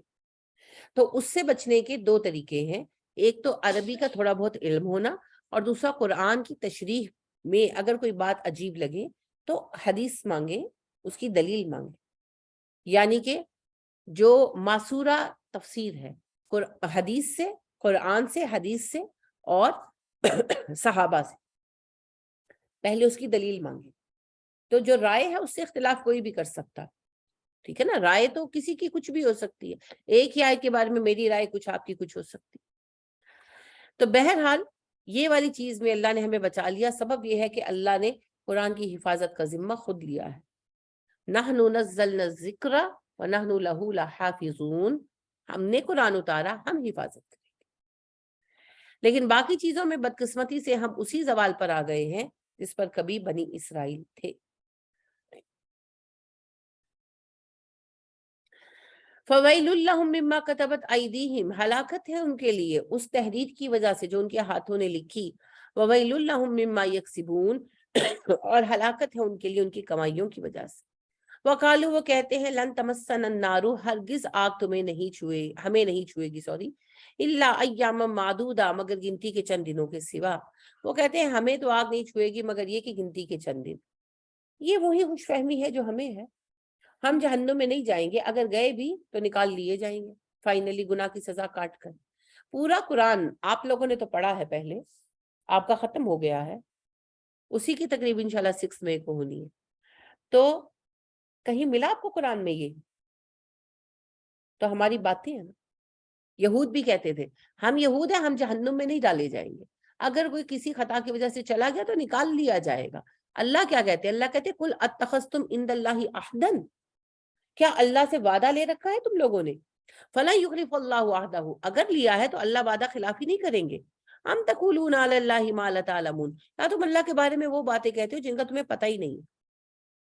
تو ہمارے پاس کون سا وعدہ ہے؟ قرآن میں ہے کوئی وعدہ؟ نہیں ہے, تو ہم نے بھی باتیں بنا رکھی. بلا, کیوں نہیں, من کا سبب سیئاتن, جو گناہ کرے گا, وَأَحَاطَتْ بِهِ خَطِیئَاتُهُ, اور اس کا گناہ سے گھیر ملے گا, فَأُولَئِکَ أَصْحَابُ النَّارِ, وہ جہنمی ہوں گے, ہم فیہا خالدون, اس میں ہمیشہ رہیں گے. گنہگار دو طرح کے ہیں جی, ایک جس نے گناہ کیا اور احساس کیا اور توبہ کر لی, اللہ معاف کرتے ہیں, اور دوسرا جس کے گناہ نے اسے گھیر لیا, یعنی کہ وہ اس گناہ میں پھنسا رہا. یعنی کہ ایک بندہ شراب پیتا ہے, وہ شرابی ہی مر گیا, زانی ہے, زانی ہی مر گیا, رشوت خور ہے, رشوت لیتا ہی مر گیا. تو اس کا معاملہ اللہ کی طرف ہے, چاہے اللہ معاف کرے چاہے نہ کرے, ہم کچھ نہیں کہہ سکتے. ایک تھا وہ پیتا تھا مگر اس نے چھوڑ دی, استغفار کر لی تو وہ معاف کرتے, ٹھیک ہے. والذین آمنوا وعملوا الصالحات, رہے وہ لوگ جو ایمان والے اور نیکوکار ہیں. اولئک اصحاب الجنت, وہی جنتی ہیں, ہم فیہا خالدون, وہ جنتوں میں ہمیشہ رہیں گے. ایمان لا کر نیک کام کرنے والے جنتی ہیں جی, وعدہ یہ ہے. اب ایک بندہ ایمان لائے اور نیک کام نہیں کیے تو پھر کوئی وعدہ نہیں ہے. ہاں, اس کی مرضی, اللہ کی مرضی, چاہے تو معاف کر دے, لیکن وعدہ نہیں. وعدہ ایمان لا کر نیک کام کرنے والوں کے لیے ہے. اصل میں ہم ایمان کی ڈیفینیشن ہی نہیں جانتے نا. ایمان کی کیا ہے ڈیفینیشن؟ ایمان کی ڈیفینیشن ہے اقرار باللسان, تصدیق بالقلب, اور عمل بالجوارح. زبان سے کہنا, دل سے ماننا, اور اعضاء اس پر عمل کر کے دکھائیں. تو اگر میں قرآن کو مانتی ہوں تو قرآن کی ممنوعہ چیزیں چھوڑ دینا میرا قرآن پر ماننے پر ثبوت ہے نا. اور اگر میں قرآن کو مانتی ہوں تو قرآن کی بتائی ہوئی باتوں پر عمل کرنا میرا قرآن کو ماننے کا ثبوت ہے. مانتی میں قرآن کو ہوں, اور عمل میرے غیر مسلموں جیسے ہیں، تو پھر کیا پتا چلتا ہے؟ کچھ بھی نہیں۔ اب ایسے ناقص ایمان کو چاہے اللہ قبول کرے چاہے نہ کرے، اس کی مرضی۔ وَإِذْ أَخَذْنَا مِيثَاقَ بَنِي إِسْرَائِيلَ، جب ہم نے بنی اسرائیل سے پختہ وعدہ لیا، لا تعبدون الا اللہ، کسی کی عبادت نہ کرنا اللہ کے سوا، وَبِالْوَالِدَيْنِ إِحْسَانًا، ماں باپ کے ساتھ احسان کا رویہ رکھنا۔ احسان ہوتا ہے بہترین سلوک، تو بہترین رویہ رکھنا۔ وَذِي الْقُرْبَى، رشتہ داروں کے ساتھ بہترین رویہ رکھنا۔ وَالْيَتَامَى، یتیموں کے ساتھ۔ وَالْمَسَاكِينِ، مساکین کے ساتھ۔ وَقُولُوا لِلنَّاسِ حُسْنًا، اور لوگوں کے ساتھ بہترین بات کرنا۔ جب بات کرو حسین بات کرو، اچھی بات کرو، جب بات کرو عمدہ بات کرو۔ وَأَقِیمُوا الصَّلَاةَ، نماز قائم کرو۔ وَآتُوا الزَّکَاةَ، زکوٰۃ ادا کرو۔ ثُمَّ تَوَلَّیْتُمْ إِلَّا قَلِیلًا مِنْکُمْ، پھر تم پھر گئے سوائے تھوڑے لوگوں کے۔ وَأَنْتُمْ مُورِدُونَ، تم ہو ہی منہ پھیر جانے والے۔ وَإِذْ أَخَذْنَا مِيثَاقَكُمْ، جب ہم نے تم سے پختہ وعدہ لیا، لا تسفکون دماءکم، تم خود نہیں بہاؤ گے، ولا تخرجون انفسکم من دیارکم، اور نہیں نکالو گے اپنے لوگوں کو ان کے گھروں سے، ثم اقررتم، تم نے اقرار کیا، وانتم تشہدون، اور تم گواہ ہو اس بات پر، ثم انتم ہؤلاء تقتلون انفسکم، آج تمہارا حال یہ ہے کہ ایک دوسرے کو قتل کرتے ہو، خانہ جنگیاں ہوتی ہیں، وتخرجون فریقا منکم من دیارہم، اور اپنے ہی لوگوں کو ان کے علاقے سے نکال دیتے ہو، ان کے گھروں سے نکال دیتے ہو، بے دخل کر دیتے ہو۔ تظاہرون علیہم بالاثم والعدوان، اور ایک دوسرے پر غالب آنے کے لیے گناہ اور زیادتی سے کام لیتے ہو۔ وَإِن یاتوکم اسارا، اگر وہ قیدی بن کر آ جائیں تو فادوہم، تو ان کا فدیہ دے دیتے ہیں۔ یعنی کہ خانہ جنگیاں کرتے، مارتے، قتل کرتے، سب ٹھیک ہے، مگر کوئی قیدی بن جاتا تو پیسے دے کر چھڑا لیتے، کہ اللہ نے ہمیں حکم دیا ہے کہ کسی یہودی کو قیدی نہ رہنے دے۔ اللہ فرما رہے ہیں وہ محرم علیکم اخراجہم، تم پر تو ان کا نکالنا حرام کیا گیا تھا۔ افتؤمنون ببعض الکتاب، کیا تم کتاب کے بعض حصوں کو مانو گے، وتکفرون ببعض، بعض کا انکار کرو گے۔ فما جزاء من یفعل ذلک منکم، بدلہ یہی ہے اس بندے کا تم میں سے جو ایسا کرے، الا خزی فی الحیاۃ الدنیا، کہ دنیا کی زندگی میں اسے رسوا کر دیا جائے گا، ویوم القیامت، قیامت کے دن، یردون الی اشد العذاب، و عذاب شدید کی طرف لوٹا دیے جائیں گے۔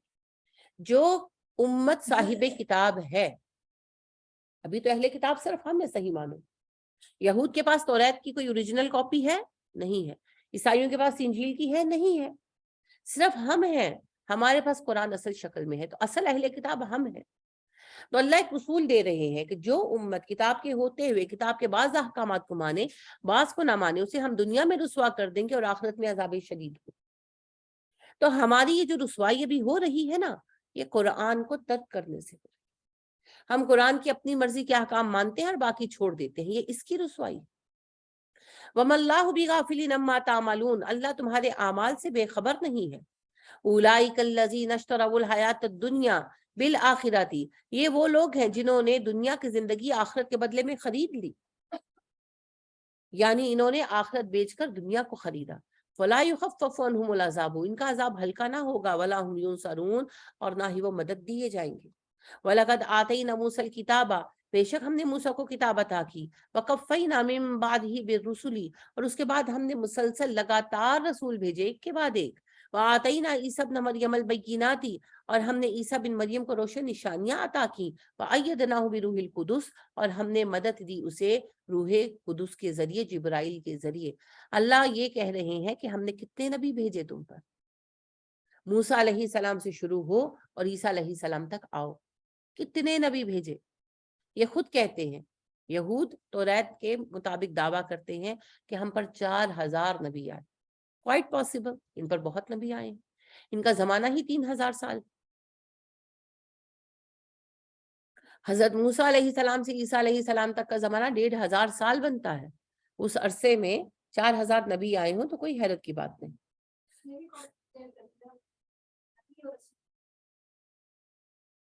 اب اس میں یہ ایمان نہیں لائے، یہ بات کیوں کوٹ کی جا رہی ہے؟ کیونکہ نبی اکرم صلی اللہ علیہ وسلم کو کہتے تم یہودی نہیں ہو، بنی اسرائیلی نہیں ہو، اسماعیلی ہو۔ اگر اسرائیلی ہوتے تو ہم ایمان لے آتے۔ اللہ نے کہا موسیٰ علیہ السلام سے عیسیٰ تک جتنے نبی آئے وہ بنی اسرائیل سے ہی تھے نا، نسلاً یہودی تھے، مذہباً نہیں، نسلاً یہودی تھے۔ تو تم کون سا ایمان لائے جو اب محمد صلی اللہ علیہ وسلم کے انکار کے لیے تم نسل کو بنیاد بنا رہے؟ اور ویسے بھی نبوت کب سے نسلی ہونے لگی؟ نبوت تو اللہ جسے چاہتے ہیں اسے عطا کرتے ہیں۔ نبی کہتے ہیں جی جو نئی شریعت نہ لائے، اور رسول کہتے ہیں جو شریعت بھی نہیں لائے۔ بہت دفعہ ایسا ہوتا ہے کہ ایک ہی شریعت کافی عرصہ چلتی رہتی ہے، جیسے ابراہیم علیہ السلام جو شریعت لائے وہ موسیٰ علیہ السلام کے زمانے تک قائم رہی، پھر لوگوں نے کتاب گم کر دی، بھول بھال گئے اور بہت غلط فہمیاں پیدا ہو گئی، تو پھر موسیٰ علیہ السلام پر نئی شریعت اتاری گئی، توریت، نیا قانون اترا۔ پھر موسیٰ علیہ السلام سے عیسیٰ علیہ السلام تک یہی قانون چلا۔ عیسیٰ علیہ السلام نے بھی توریت کو کھڑا کیا اور ساتھ ان کو انجیل بھی دی گئی، نئے تقاضوں کے مطابق کچھ نئے احکام۔ پھر ہمارے پیارے نبی صلی اللہ علیہ وسلم کے زمانے تک توریت اور انجیل کی اصل حالت باقی نہیں رہی، تو پھر نئی شریعت آئی، قرآن مجید۔ تو بہت دفعہ ایک نبی کی لائی ہوئی کتاب نسلوں میں چلتی ہے، تو جس پر نئی شریعت آئے اسے رسول کہتے ہیں، اور جس پر نئی شریعت نہ آئے، وہ پچھلے نبی کی شریعت ہی کو فالو کر رہے ہوں، وہ نبی کہلاتے ہیں۔ تو دراصل ہر نبی رسول نہیں ہوتا، رسول وہ ہوتے ہیں جو شریعت لائیں، مگر ہر رسول نبی ہوتا ہے کیونکہ نبی تو وہ ہے۔ ٹھیک ہو گیا، یہ ٹیکنیکل فرق ہے، باقی ہم دونوں کو ایک دوسرے کے لیے استعمال کر لیتے ہیں، اس میں کوئی حرج نہیں۔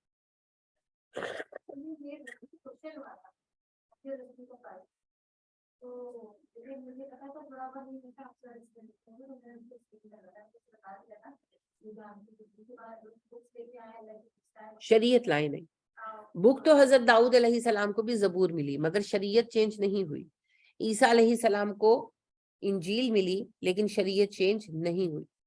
تو کتاب ملنا اور بات ہے، شریعت نہیں آنا اور بات ہے۔ وہی دین موسوی قائم کیا گیا تھا، شریعت موسوی ہی قائم ہوئی تھی، قرآن نئی شریعت، نیا لا ہے۔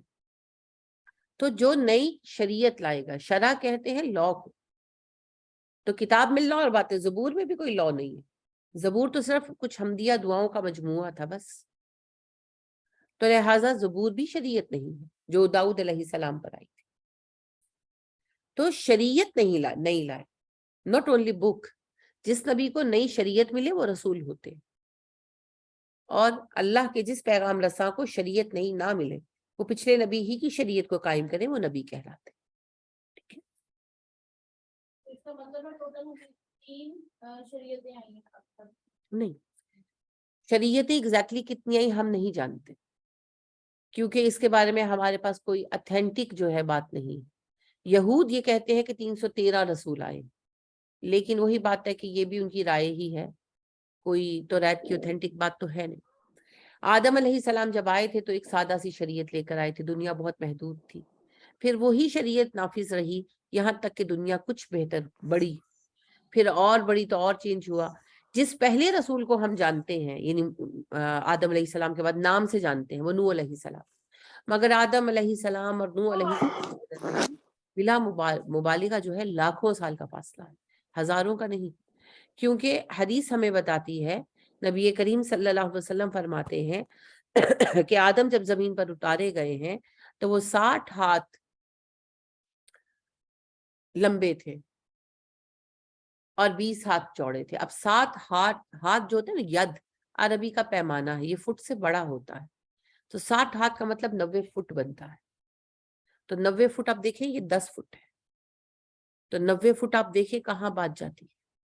تو یہ تو میرے حساب سے، یہ میری رائے ہے کہ میرے حساب سے یہ وہ دور تھا جب زمین پر ڈائنوسورز آباد تھے، تو اتنا بڑا انسان تب سروائیو کرتا تھا۔ تو آپ صلی اللہ علیہ وسلم فرماتے ہیں پھر وقت کے ساتھ ساتھ انسانوں کے قد کم ہوئے اور تمہارے لیول پر آ گئے، اب یہ اس سے کم نہیں ہوں گے، یہ بھی فرمایا۔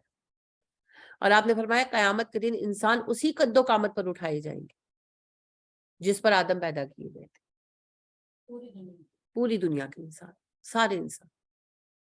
تو نوح علیہ السلام کے تو ہمیں آثار نہیں ملتے، لیکن نوح علیہ السلام کے فوراً بعد قوم عاد ہے، یعنی کہ نوح علیہ السلام کی قوم جب تباہ ہوئی تو جو لوگ آباد ہوئے ان کی پہلی جو قوم نامور ہوئی وہ عاد ہے۔ عاد کے کھنڈرات ہمیں ملتے ہیں، سمود کے اس کے بعد ہے وہ بھی ملتے ہیں، تو وہ بالکل نارمل ہے، ہمارے گھروں جیسے گھر ہے۔ تو یعنی اس وقت تک انسان نارمل ہو چکا تھا، قد و قامت میں مضبوط تھے وہ لوگ ہم سے، کیونکہ زندگی ٹف تھی، لیکن قد و قامت ہمارے جیسی تھی۔ تو اس کا مطلب ہے کہ آدم علیہ السلام اور نوح علیہ السلام کے درمیان بہت فاصلہ ہے. نوح علیہ السلام نون ہسٹری کے وہ پیغمبر ہیں جن کے حالات ہمیں کسی حد تک پتا, اس سے پیچھے کے حالات ہم جانتے نہیں. لہٰذا اللہ ہی کو پتا ہے کہ ایکچولی کتنے لاکھوں سال ہماری تخلیق کو گزر چکے ہیں, اور آدم علیہ السلام سے اب تک کتنے رسول گزرے اور نبی بھی کتنے گزرے ہیں, وہ بھی ہم یقینی طور پر نہیں جانتے. دونوں یہودی روایتیں ہی ہیں, ایک میں آتا ہے کہ 1,40,000 اور ایک میں آتا ہے 2 لاکھ. نبی کریم صلی اللہ علیہ وسلم نے اس بارے میں کچھ نہیں فرمایا. تو ہم ایگزیکٹلی نہیں جانتے کہ کتنے نبی آئے اور ان میں سے کتنے رسول تھے. ٹھیک ہے, تو ایک اندازہ یہ ہے یہودی روایت کے مطابق کہ 313 رسول اور 1,24,000 یا 2 لاکھ نبی آئے. اللہ عالم بالصواب, اصل بات اللہ کے علم ہے. تو 3 کا ذکر میں نے صرف اس لیے کیا کہ ان 3 کو ہم یقینی طور پر جانتے ہیں. موسیٰ علیہ السلام, ابراہیم علیہ السلام شریعت لائے. حضرت نوح کے بارے میں بھی ہم جانتے ہیں لیکن ان کی کتاب کا نام نہیں پتا. نوح علیہ السلام پر شریعت آئی, پھر وہ شریعت چلتی رہی, پھر ابراہیم علیہ السلام کی شریعت آئی, وہ پہلی کینسل ہوئی. ابراہیم علیہ السلام کی کتاب کو بھی ہم نہیں جانتے, صحف ابراہیمی کہتے. پھر ابراہیم علیہ السلام کے بعد موسیٰ علیہ السلام پر نئی شریعت آئی, اس کو ہم جانتے ہیں توریت کے نام سے. پھر اس کے بعد عیسیٰ علیہ السلام پر شریعت آئی, انجیل, لیکن وہ کمپلیٹ شریعت چینج نہیں ہوئی. عیسیٰ علیہ السلام کے زمانے میں حالات چینج ہو چکے تھے مگر توریت قائم رہی. اس کے ساتھ ایک ایڈیشنل بک دے دی گئی, انجیل, تو 2 کتابیں ہو گئی. تو عیسیٰ علیہ السلام کی یہ ایک اسپیشلٹی ہے کہ پچھلی شریعت کینسل نہیں ہوئی مگر انہوں نے نئی شریعت بھی نافذ کی, تو اس لیے وہ رسول ہیں, اگرچہ موسیٰ علیہ السلام کی شریعت بھی انہوں نے ری اسٹیبلش کی ساتھ. پھر ان کے بعد ہمارے پیارے نبی صلی اللہ علیہ وسلم ہے. آپ صلی اللہ علیہ وسلم پر قرآن مجید جب آیا, پچھلی سب شریعتیں کینسل ہو گئی اور قرآن نافذ ہو گیا. یہ دنیا کی آخری شریعت ہے, آپ کوئی شریعت ہے.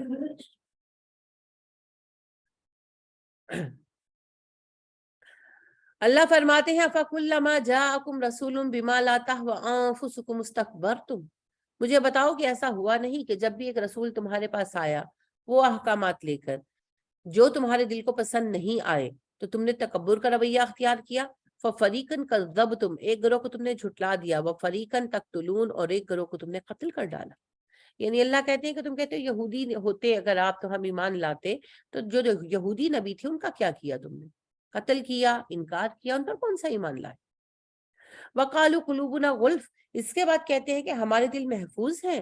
بَل لَعَنَهُمُ اللَّهُ بِكُفْرِهِمْ, نہیں, ان پر دین کی بات اس لیے اثر نہیں کرتی کہ اللہ نے ان پر لعنت کر دی ان کے کفر کی وجہ سے. فَقَلِيلًا مَا يُؤْمِنُونَ, تو بہت کم ہے کہ یہ ایمان لائے. وَلَمَّا جَاءَهُمْ كِتَابٌ مِّنْ عِندِ اللَّهِ, جب بھی آئی ان کے پاس اللہ کی طرف سے کتاب, مُصَدِّقٌ لِّمَا مَعَهُمْ, تصدیق کرتی ہے ان کے پاس موجود کتاب کی. وَكَانُوا مِن قَبْلُ يَسْتَفْتِحُونَ عَلَى الَّذِينَ كَفَرُوا, اور اس سے پہلے وہ فتح کی دعائیں مانگتے تھے کافروں پر. فَلَمَّا جَاءَهُم مَّا عَرَفُوا كَفَرُوا بِهِ, پھر جب ان کے پاس وہ جانی پہچانی کتاب آ گئی تو انہوں نے اس کا انکار کر دیا. فَلَعْنَةُ اللَّهِ عَلَى الْكَافِرِينَ, تو ایسے کافروں پر اللہ کی لعنت ہے. یعنی کہ اللہ کہتے ہیں جب آخری نبی نہیں آئے تھے یہ دعائیں مانگتے تھے کہ اللہ آخری نبی بھیج کر ہمیں نصرت دے, کافروں پر غالب کر دے, اور جب وہ نبی آ گئے اور کتاب آ گئی تو انکار کر دیا, حالانکہ یہ پہچان چکے ہیں, تو ان پر اللہ کی لعنت ہے. اللہم انی اعوذ بک من ذالک, آمین. بھی سمجھ ترو بھی انفسہم, بدترین سودا ہے جس کے بدلے انہوں نے اپنی جانیں بیچ ڈالی. ان یکفروا, اور سودا یہ ہے کہ کفر کریں گے یہ, بما انزل اللہ بغین, اللہ کی اتاری ہوئی کتاب کا ضد کے ساتھ. ان ینزل اللہ من فضلہ, کیونکہ اللہ اتارتا ہے اپنے فضل کے ساتھ, علی من یشاء من عبادہ, اپنے بندوں میں سے جس پر چاہتا ہے. اللہ کہتے ہیں غصہ ہے اس بات کا کہ میں نے کسی اور کو کیوں چنا, تو میں جس پر چاہوں اسی پر وہی اتارتا ہوں. فباؤ بغضب علی غضب, یہ دوہرے غضب کا شکار ہے, یعنی یہ غضب غصہ ہے اپنی ریجیکشن کا اور دوسرا غصہ ہے عربوں کی سلیکشن کا. وللکافرین عذاب مہین, اس ضد کی وجہ سے, نسلی تعصب کی وجہ سے یہ انکار کر رہے ہیں, ایسے کافروں کو رسوا کرنے والا عذاب تیار کیا گیا ہے. وَإِذَا قِيلَ لَهُمْ آمِنُوا, جب ان سے کہا جاتا ہے ایمان لے آؤ, بما انزل اللہ, اللہ کے اتارے کلام پر, قالوا, وہ کہتے ہیں, نؤمنوا بما انزل علینا, ہم ایمان اس پر لاتے ہیں جو ہم پر اتری کتاب، وَيَكْفُرُونَ بِمَا وَرَاءَهُ، اس کے علاوہ کتابوں کا انکار کرتے ہیں ہم، وَهُوَ الْحَقُّ، حالانکہ وہ کتاب سچی ہے، مصدقاً تصدیق کرتی ہے وہ، لِمَا مَعَهُمْ، ان کے پاس موجود کتابوں کی، قُلْ فَلِمَ تَقْتُلُونَ أَنْبِيَاءَ اللَّهِ مِنْ قَبْلُ، ان سے کہیے اگر تم ان کنتم مؤمنین، اگر تم مومن ہو تو پہلے انبیاء کا قتل کیوں کرتے رہے ہو؟ وَلَقَدْ جَاءَكُم مُوسَىٰ بِالْبَيِّنَاتِ، موسیٰ آئے تھے نا تمہارے پاس روشن نشانیاں لے کر، ثُمَّ اتَّخَذْتُمُ الْعِجْلَ مِن بَعْدِهِ، کیا کیا موسیٰ کے آنے کے بعد؟ بچڑے کو خدا بنا لیا، وَأَنْتُمْ ظَالِمُونَ، ہاں تم لوگ ہو ہی ظالم۔ وَإِذْ أَخَذْنَا مِيثَاقَكُمْ، جب ہم نے تم سے پختہ وعدہ لیا، وَرَفَعْنَا فَوْقَكُمُ الطُّورَ، اور کوہ طور کا پہاڑ اٹھایا تم پر، خُذُوا مَا آتَيْنَاكُمْ بِقُوَّةٍ وَاسْمَعُوا، اور تمہیں حکم دیا اس بات کا کہ توریت جو ہم نے عطا کی ہے مضبوط پکڑو اور بات کو دھیان سے سنو۔ قالوا، انہوں نے کہا، سمینا وعصینا، ہم نے سن تو لیا ہے، ہم نافرمانی کریں گے۔ زبان سے تو اس وقت سمینا واتوانا کہا، کوہ طور سروں پر معلق تھا، لیکن دلوں میں یہی تھا کہ ابھی تو وقت ٹلے، بات نہیں ماننی ہم۔ وَأُشْرِبُوا فِي قُلُوبِهِمُ الْعِجْلَ، اور ان کے دلوں میں بچڑے کی محبت رچ بس گئی تھی، بِكُفْرِهِمْ، ان کے کفر کی وجہ سے۔ قُلْ بِئْسَ مَا يَأْمُرُكُمْ بِهِ إِيمَانُكُمْ، کہ یہ کتنا برا حکم دیتا ہے تمہیں تمہارا ایمان، إِن كُنتُم مُؤْمِنِينَ، اگر تم مومن ہو۔ قُلْ إِن كَانَتْ لَكُمُ الدَّارُ الْآخِرَةُ، کہیے اگر آخرت کا گھر تمہارے لیے ہے، عند اللہ، اللہ کے ہاں، خالصتاً، مخصوص کر دیا گیا ہے، من دون الناس، دوسروں کے لیے نہیں ہے۔ آپ پوچھئے نبی صلی اللہ علیہ وسلم کہ اگر جنت تمہارے لیے ہے اور کسی کو جنت نہیں ملے گی تمہارے سوا، فَتَمَنَّوُا الْمَوْتَ، تو موت کی تمنا کرو، إِن كُنتُمْ صَادِقِينَ، اگر تم سچے ہو، یعنی اگر جنت تمہیں ہی ملنی ہے تو مر جاؤ، جنت میں جاؤ۔ وَلَن يَتَمَنَّوْهُ أَبَدًا بِمَا قَدَّمَتْ أَيْدِيهِمْ، وہ کبھی موت کی آرزو نہیں کریں گے ان اعمال کی وجہ سے جو ان کے ہاتھوں نے آگے بھیجے ہیں۔ وَاللَّهُ عَلِيمٌ بِالظَّالِمِينَ، اللہ ظالموں سے خوب واقف ہے۔ یہود کہتے تھے ہمارے سوا جنت میں کوئی نہیں جائے۔ اللہ نے کہا اگر یہ بات سچ ہے تو پھر دعا کرو کہ مر جاؤ، جنت میں جاؤ نا۔ وَلَا تَجِدَنَّهُمْ أَحْرَصَ النَّاسِ عَلَىٰ حَيَاةٍ، آپ انہیں سب سے زیادہ زندگی پر حریص پائیں گے۔ وَمِنَ الَّذِينَ أَشْرَكُوا، مشرکوں سے بھی زیادہ، یعنی یہ مشرکین سے بڑھ کر زندگی کے لالچی ہیں۔ يَوَدُّ أَحَدُهُمْ لَوْ يُعَمَّرُ أَلْفَ سَنَةٍ، ان میں سے ہر ایک چاہتا ہے اسے 1000 سال کی زندگی مل جائے۔ وَمَا هُوَ بِمُزَحْزِحِهِ مِنَ الْعَذَابِ أَن يُعَمَّرَ، حالانکہ ان کا زندگی پا جانا انہیں عذاب سے بچائے گا نہیں۔ وَاللَّهُ بصیر بما یعملون، جو عمل وہ کرتے ہیں اللہ سب دیکھ رہا ہے۔ کل من کان عدوا لجبریل، اے نبی صلی اللہ علیہ وسلم ان سے کہیے جو دشمن ہے جبریل کا، فإنہ نزلہ علی قلبک بإذن اللہ مصدقا لما بین یدیہ، تو انہیں بتا دیجئے کہ جبرائیل نے یہ کتاب آپ کے دل پر اللہ کے حکم سے اتاری جو پہلے سے موجود کتابوں کی تصدیق کرتی ہے، وہدن، اور ہدایت ہے، وبشریٰ للمؤمنین، خوشخبری ہے مومنوں کے لیے۔ من کان عدوا للہ، جو دشمن ہو اللہ کا، وملائکتہ، اس کے رسولوں کا، وملائکتہ، اس کے فرشتوں کا، ورسولہ، اس کے رسولوں کا، وجبریل ومیکال، جبرائیل اور میکائیل کا، فإن اللہ عدو للکافرین، اللہ کافروں کا خود دشمن ہے۔ یہود کا ایک وفد نبی کریم صلی اللہ علیہ وسلم کے پاس آیا، یہ اہل کتاب تھے، یہ اچھی طرح جانتے تھے کہ وحی لانا جبرائیل علیہ السلام ہی کا ذمہ ہے۔ آدم علیہ السلام سے لے کر ہمارے پیارے نبی حضرت محمد صلی اللہ علیہ وآلہ وسلم تک ہر نبی پر وحی جبرائیل ہی لائیں، لیکن آپ کے پاس آئے اور کہنے لگے آپ پر وحی کون لاتا ہے؟ آپ نے کہا جبرائیل۔ کہنے لگے جبرائیل تو دشمن ہے ہمارا، ہم پر عذاب لاتا رہا ہے، اگر میکائیل وحی لاتا تو ہم ایمان لے آتے۔ اب یہ ان کا ٹرک تھا، ان کو اچھی طرح پتا تھا وہی تو جبرائیل ہی لائیں گے، میکائیل نہیں لائیں گے۔ لیکن یہ بات کہی انہوں نے، اس پر اللہ نے کہا کہ یہ کہتے ہیں ہم جبرائیل ان کا دشمن ہے، یہ جبرائیل کے دشمن ہے، تو جس کا دشمن، جو جبرائیل کا دشمن ہے وہ میکائیل کا بھی دشمن ہے، وہ سارے فرشتوں کا دشمن ہے، وہ رسولوں کا بھی دشمن ہے، وہ اللہ کا بھی دشمن ہے۔ اگر آپ کے گھر پر ایک کانسٹیبل آتا ہے اور آپ اس کو مارتے ہیں تو کیا کرائم آپ کے خلاف درج ہوگا؟ وائلنس اگینسٹ دا اسٹیٹ، کیونکہ آپ نے سرکاری عہدے دار کو مارا نا، اسٹیٹ آپ کے خلاف کیس کرے گی اور اسٹیٹ کے خلاف وائلنس کا کرے گی۔ تو جو حکومت کا عہدیدار ہوتا ہے, نمائندہ ہوتا ہے, ریپریزنٹیٹیو ہوتا ہے, وہ اتنا ہی معزز ہوتا ہے جتنا کہ خود حاکم. تو جبرائیل علیہ السلام اللہ کی نمائندگی کرتے ہیں, اپنی مرضی سے کچھ نہیں کرتے. تو جبرائیل علیہ السلام سے دشمنی رکھنا اللہ کے ساتھ دشمنی رکھنا. تو اللہ نے اناؤنس کر دیا, پھر باقاعدہ کہا, پہلے کہا وہ ملائکتی ہی, اور پھر جبرائیل اور میکائیل کا نام علیحدہ لیا. تو کہا کہ جو دشمن ہے جبرائیل کا وہ میکائیل کا بھی دشمن. اچھا آپ ایک چیز نوٹس کریں, عرب نام رکھیں گے محمد جبریل اور یہود نام رکھیں گے میکال, ہے نا, اور ہمارے لوگ اندھا دھند میکائیل نام رکھیں گے. آج تک میں نے کسی کا نام جبریل نہیں سنا, ہے نا. حالانکہ ویسے نبی کریم صلی اللہ علیہ وسلم نے تو یہ نام کسی کے بھی نہیں رکھے, مانے تو ان کے اچھے ہی ہوں گے, لیکن نبی صلی اللہ علیہ وسلم نے تو ہمیں یہ سکھایا کہ اللہ کے ناموں پر نام رکھنے چاہیے. عبد الرحمن, عبداللہ, عبد الرحیم, اتنے نام ہے ماشاءاللہ اللہ کے.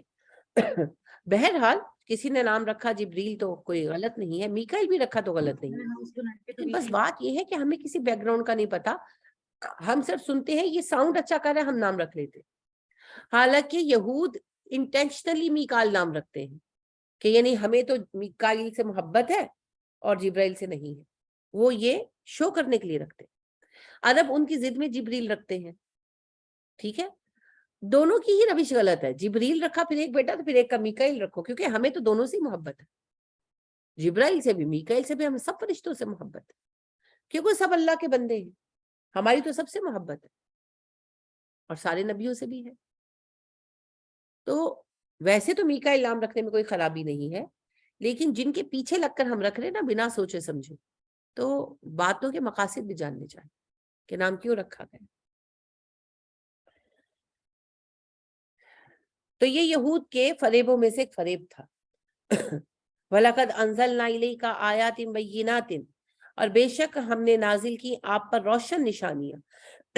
وَمَا يَكْفُرُ بِهَا إِلَّا الْفَاسِقُونَ, اور پھر بھی قرآن کو جو انکار کرتے ہیں وہ نافرمان ہے, فاسق. وَكُلَّمَا عَاهَدُوا عَهْدًا نَبَذَهُ, ان کے فاسق ہونے کی نشانی ہے جب بھی آپ ان کے ساتھ عہد کرتے ہیں عہد توڑ دیا جاتا ہے, فَرِيقٌ مِّنْهُمْ, ان کے ایک گروہ کی طرف سے. یہود کے ساتھ آپ نے مدینہ میں آتے ہی میثاق مدینہ کیا, تاریخ کا پہلا لکھا ہوا معاہدہ ہے. آج بدقسمتی سے ہم اپنی تاریخ نہیں جانتے, لہٰذا بڑے فخر سے ہم کتابوں میں لکھتے بھی اور پڑھتے بھی ہیں. دنیا کا پہلا تحریری امن معاہدہ میگنا کارٹا تھا, جی تھا یورپ کے لیے, ہمارے لیے تو نہیں. ہمارا تو 1444 سال پہلے مدینہ میں نبی صلی اللہ علیہ وسلم نے ریٹن ایگریمنٹ کیا تھا, ریٹن سٹیٹمنٹ, ریٹن ایگریمنٹ, اور اس کا نام تھا میثاق مدینہ. دوسرا کون سا تھا؟ دوسرا کون سا ٹریٹی تھا ریٹن؟ حدیبیہ کا, حدیبیہ کا. اور پھر آپ صلی اللہ علیہ وسلم نے کئی قبیلوں کے ساتھ ریٹن معاہدے کیے. تو یورپ کا پہلا ریٹن معاہدہ میگنا کارٹا ہے جو صرف 200 سال پہلے ہوا تھا, ہمارا نہیں ہے جی. ہم اس وقت میں الحمدللہ ہمارے نبی اقرا کا پیغام لے کر آئے تھے, اور انہوں نے اس وقت لکھ لکھ کر معاہدے کیے تھے جب پوری دنیا میں لکھ کر معاہدوں کا کوئی دستور نہیں تھا. تو آج ہمیں لگتا ہے کہ ہم پچھڑے ہوئے ہیں, ہم پچھڑے نہیں ہوئے, ہم بھول گئے ہیں کہ ہم کون. وہ اقبال کہتے ہیں نا, کبھی یہ نوجوان مسلم تدبر بھی کیا تو نے, وہ کیا گردوں تھا تو جس کا ہے ایک ٹوٹا ہوا تارا. تجھے اس قوم نے پالا ہے آغوش محبت میں, کچل ڈالا تھا جس نے پاؤں میں تاجے سرے دارا. مگر ہم اصل میں بھول گئے کہ ہم ہیں کون, ہماری اصل کیا. ہمیں بار بار کہہ کہہ کر, سنا سنا کر یہ یقین دلایا گیا کہ ہم وحشی ہیں, ہم ان پڑھ ہیں, ہم نکمے ہیں. نہیں, اب کچھ نسلوں سے ضرور ہیں, پچھلے 200-250 سال سے ہوئے ہیں, مگر آغاز ایسا نہیں تھا. میں بہت پرانی بات آپ سے نہیں کروں گی. 19ویں صدی میں 1920 میں 1920 سے 1940 تک جو میڈیکل کالجز تھے یورپ کے, وہاں پر فارابی اور ابن سینا کی کتابیں پڑھائی جاتی تھی. سرجری کی سب سے بہترین کتاب فارابی کی تھی, اور آپ آج بھی فارابی کی, اور جو وہ ہے ماشاءاللہ بڑا پیارا نام ہے ان کا, ابن القاسم زہراوی. ابن القاسم زہراوی نے جو ٹولز پر کتاب لکھی, سرجری کے ٹولز پر, آپ آج اس کتاب کو نکالیں، ڈاؤن لوڈ کریں اور دیکھیں، اور سرجری کے ٹول رکھ کر دیکھ لیں، کوئی فرق نہیں ہے. 19-20 کا ہوگا، کوئی فرق نہیں ہے کہ وہ ٹولز ہاتھ سے ڈرا کیے اس بندے نے، اور اس زمانے میں وہ لکڑی سے بنائے جاتے تھے. ٹھیک ہے، اس قسم کی لوہے کی باریک جو ہے مینوفیکچرنگ اس وقت پاسبل نہیں تھی، لکڑی سے بنائے جاتے تھے، کارف کیے جاتے تھے. وہی ٹولز رائج ابن الہیثم نے جو آنکھ کی ساخت بیان کی، آج تک آنکھ کی ساخت وہی ہے. سب سے پہلے دور کی قریب کی نظر کی کمزوری کس نے بیان کی؟ ابن ہیثم نے بیان کی. جی، بعید نظری قریب نظری. اور یہ روشنی، ہماری آنکھ روشنی منعکس ہو کر پڑتی ہے ہماری آنکھ پر، ہماری آنکھ دیکھتی ہے. یہ دیکھنے کا سسٹم کس نے بیان کیا؟ ابن ہیثم نے. چیزیں دور چھوٹی کیوں نظر آتی ہیں، بڑی کیوں نظر آتی ہیں، یہ ابن ہیثم کی تحقیق تھی، اور آج تک اس میں اضافہ نہیں ہو سکا. آنکھ کی ساخت آج بھی وہی ہے. سب سے پہلے دوران خون کا نظریہ کس نے پیش کیا؟ آپ کتابوں میں پڑھتے ہیں ہاروے نے. ہاں، جس نے یورپ میں سب سے پہلے بیان کیا وہ ہاروے تھے. بالکل صحیح. ہاروے کہاں سے پڑھ کر گئے تھے؟ تلیتلا یونیورسٹی سے، اندلس سے. اور مسلمانوں میں سب سے پہلے اسے ابن نفیس نے بیان کیا. اور آج بھی، یہ نہیں کہ میں کہہ رہی ہوں، یہ آپ جا کر چیک کر سکتے ہیں، یہ آج بھی ریکارڈ پر ہے. ایون کہ آپ کو انسائکلوپیڈیا میں ملے گا. مگر مسئلہ یہ ہے کہ آج تو ہم کتاب پڑھتے نہیں ہیں، اور نصاب کی کتابوں میں ہم وہی باتیں لکھ دیتے ہیں جو کہ دوسرے ادھر ادھر کی کتابوں میں ہوتی ہیں، ہم ان کی بھی تحقیق نہیں کرتے.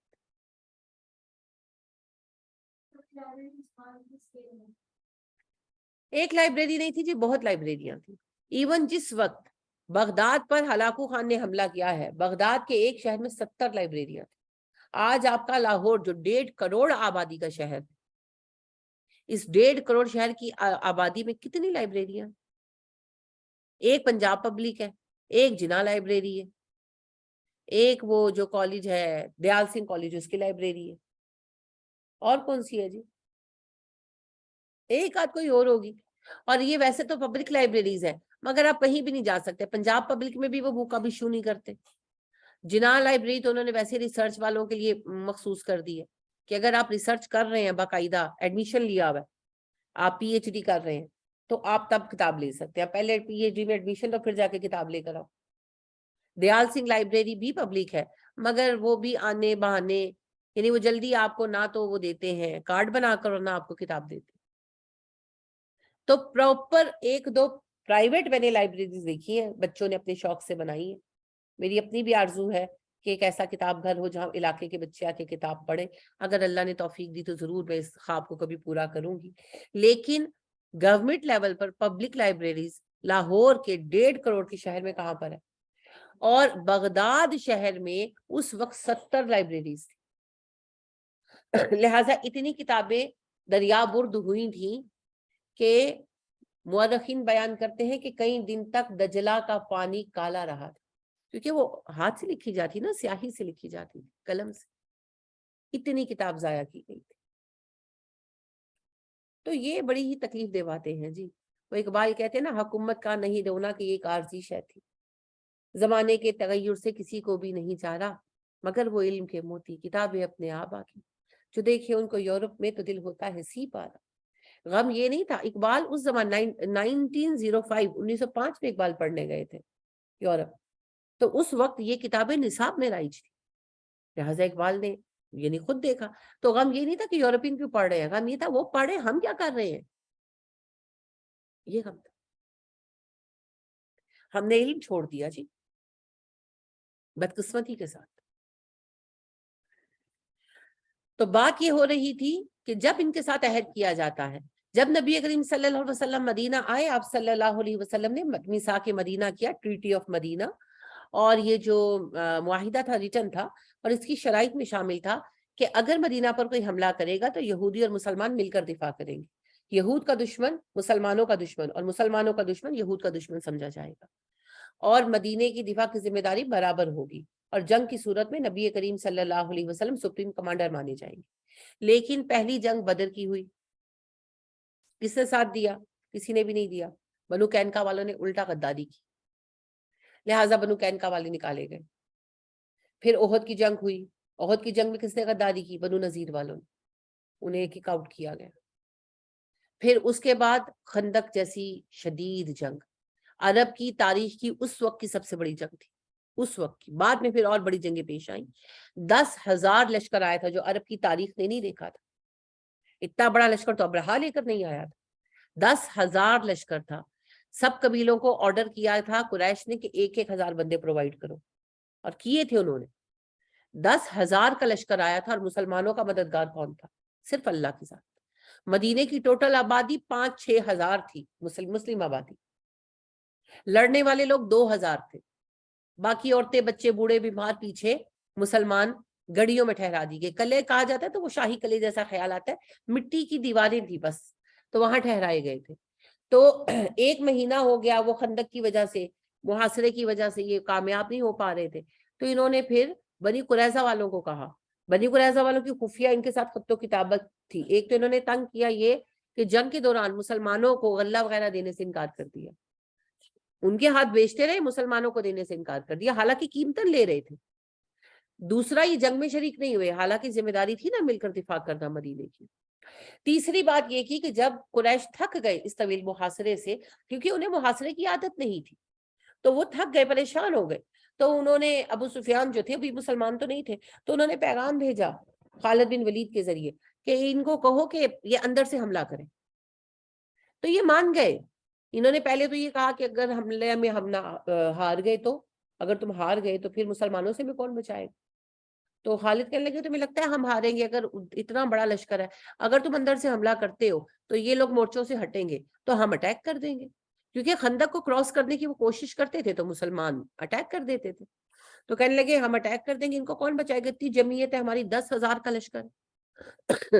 تو ان بدبختوں نے ارادہ کر لیا، اور ریکی کی جا کر وہ جو گڑیاں تھی، وہ جو مٹی کے مورچے سے، قلعے سے تھے ان کی، تو مسلمان خواتین نے بھانپ لیا، اور آپ نے واقعہ بھی سنا، کہا صفیہ نے مار ڈالا جاسوس کو، اور پھر نبی صلی اللہ علیہ وسلم کو پیغام بھجوایا۔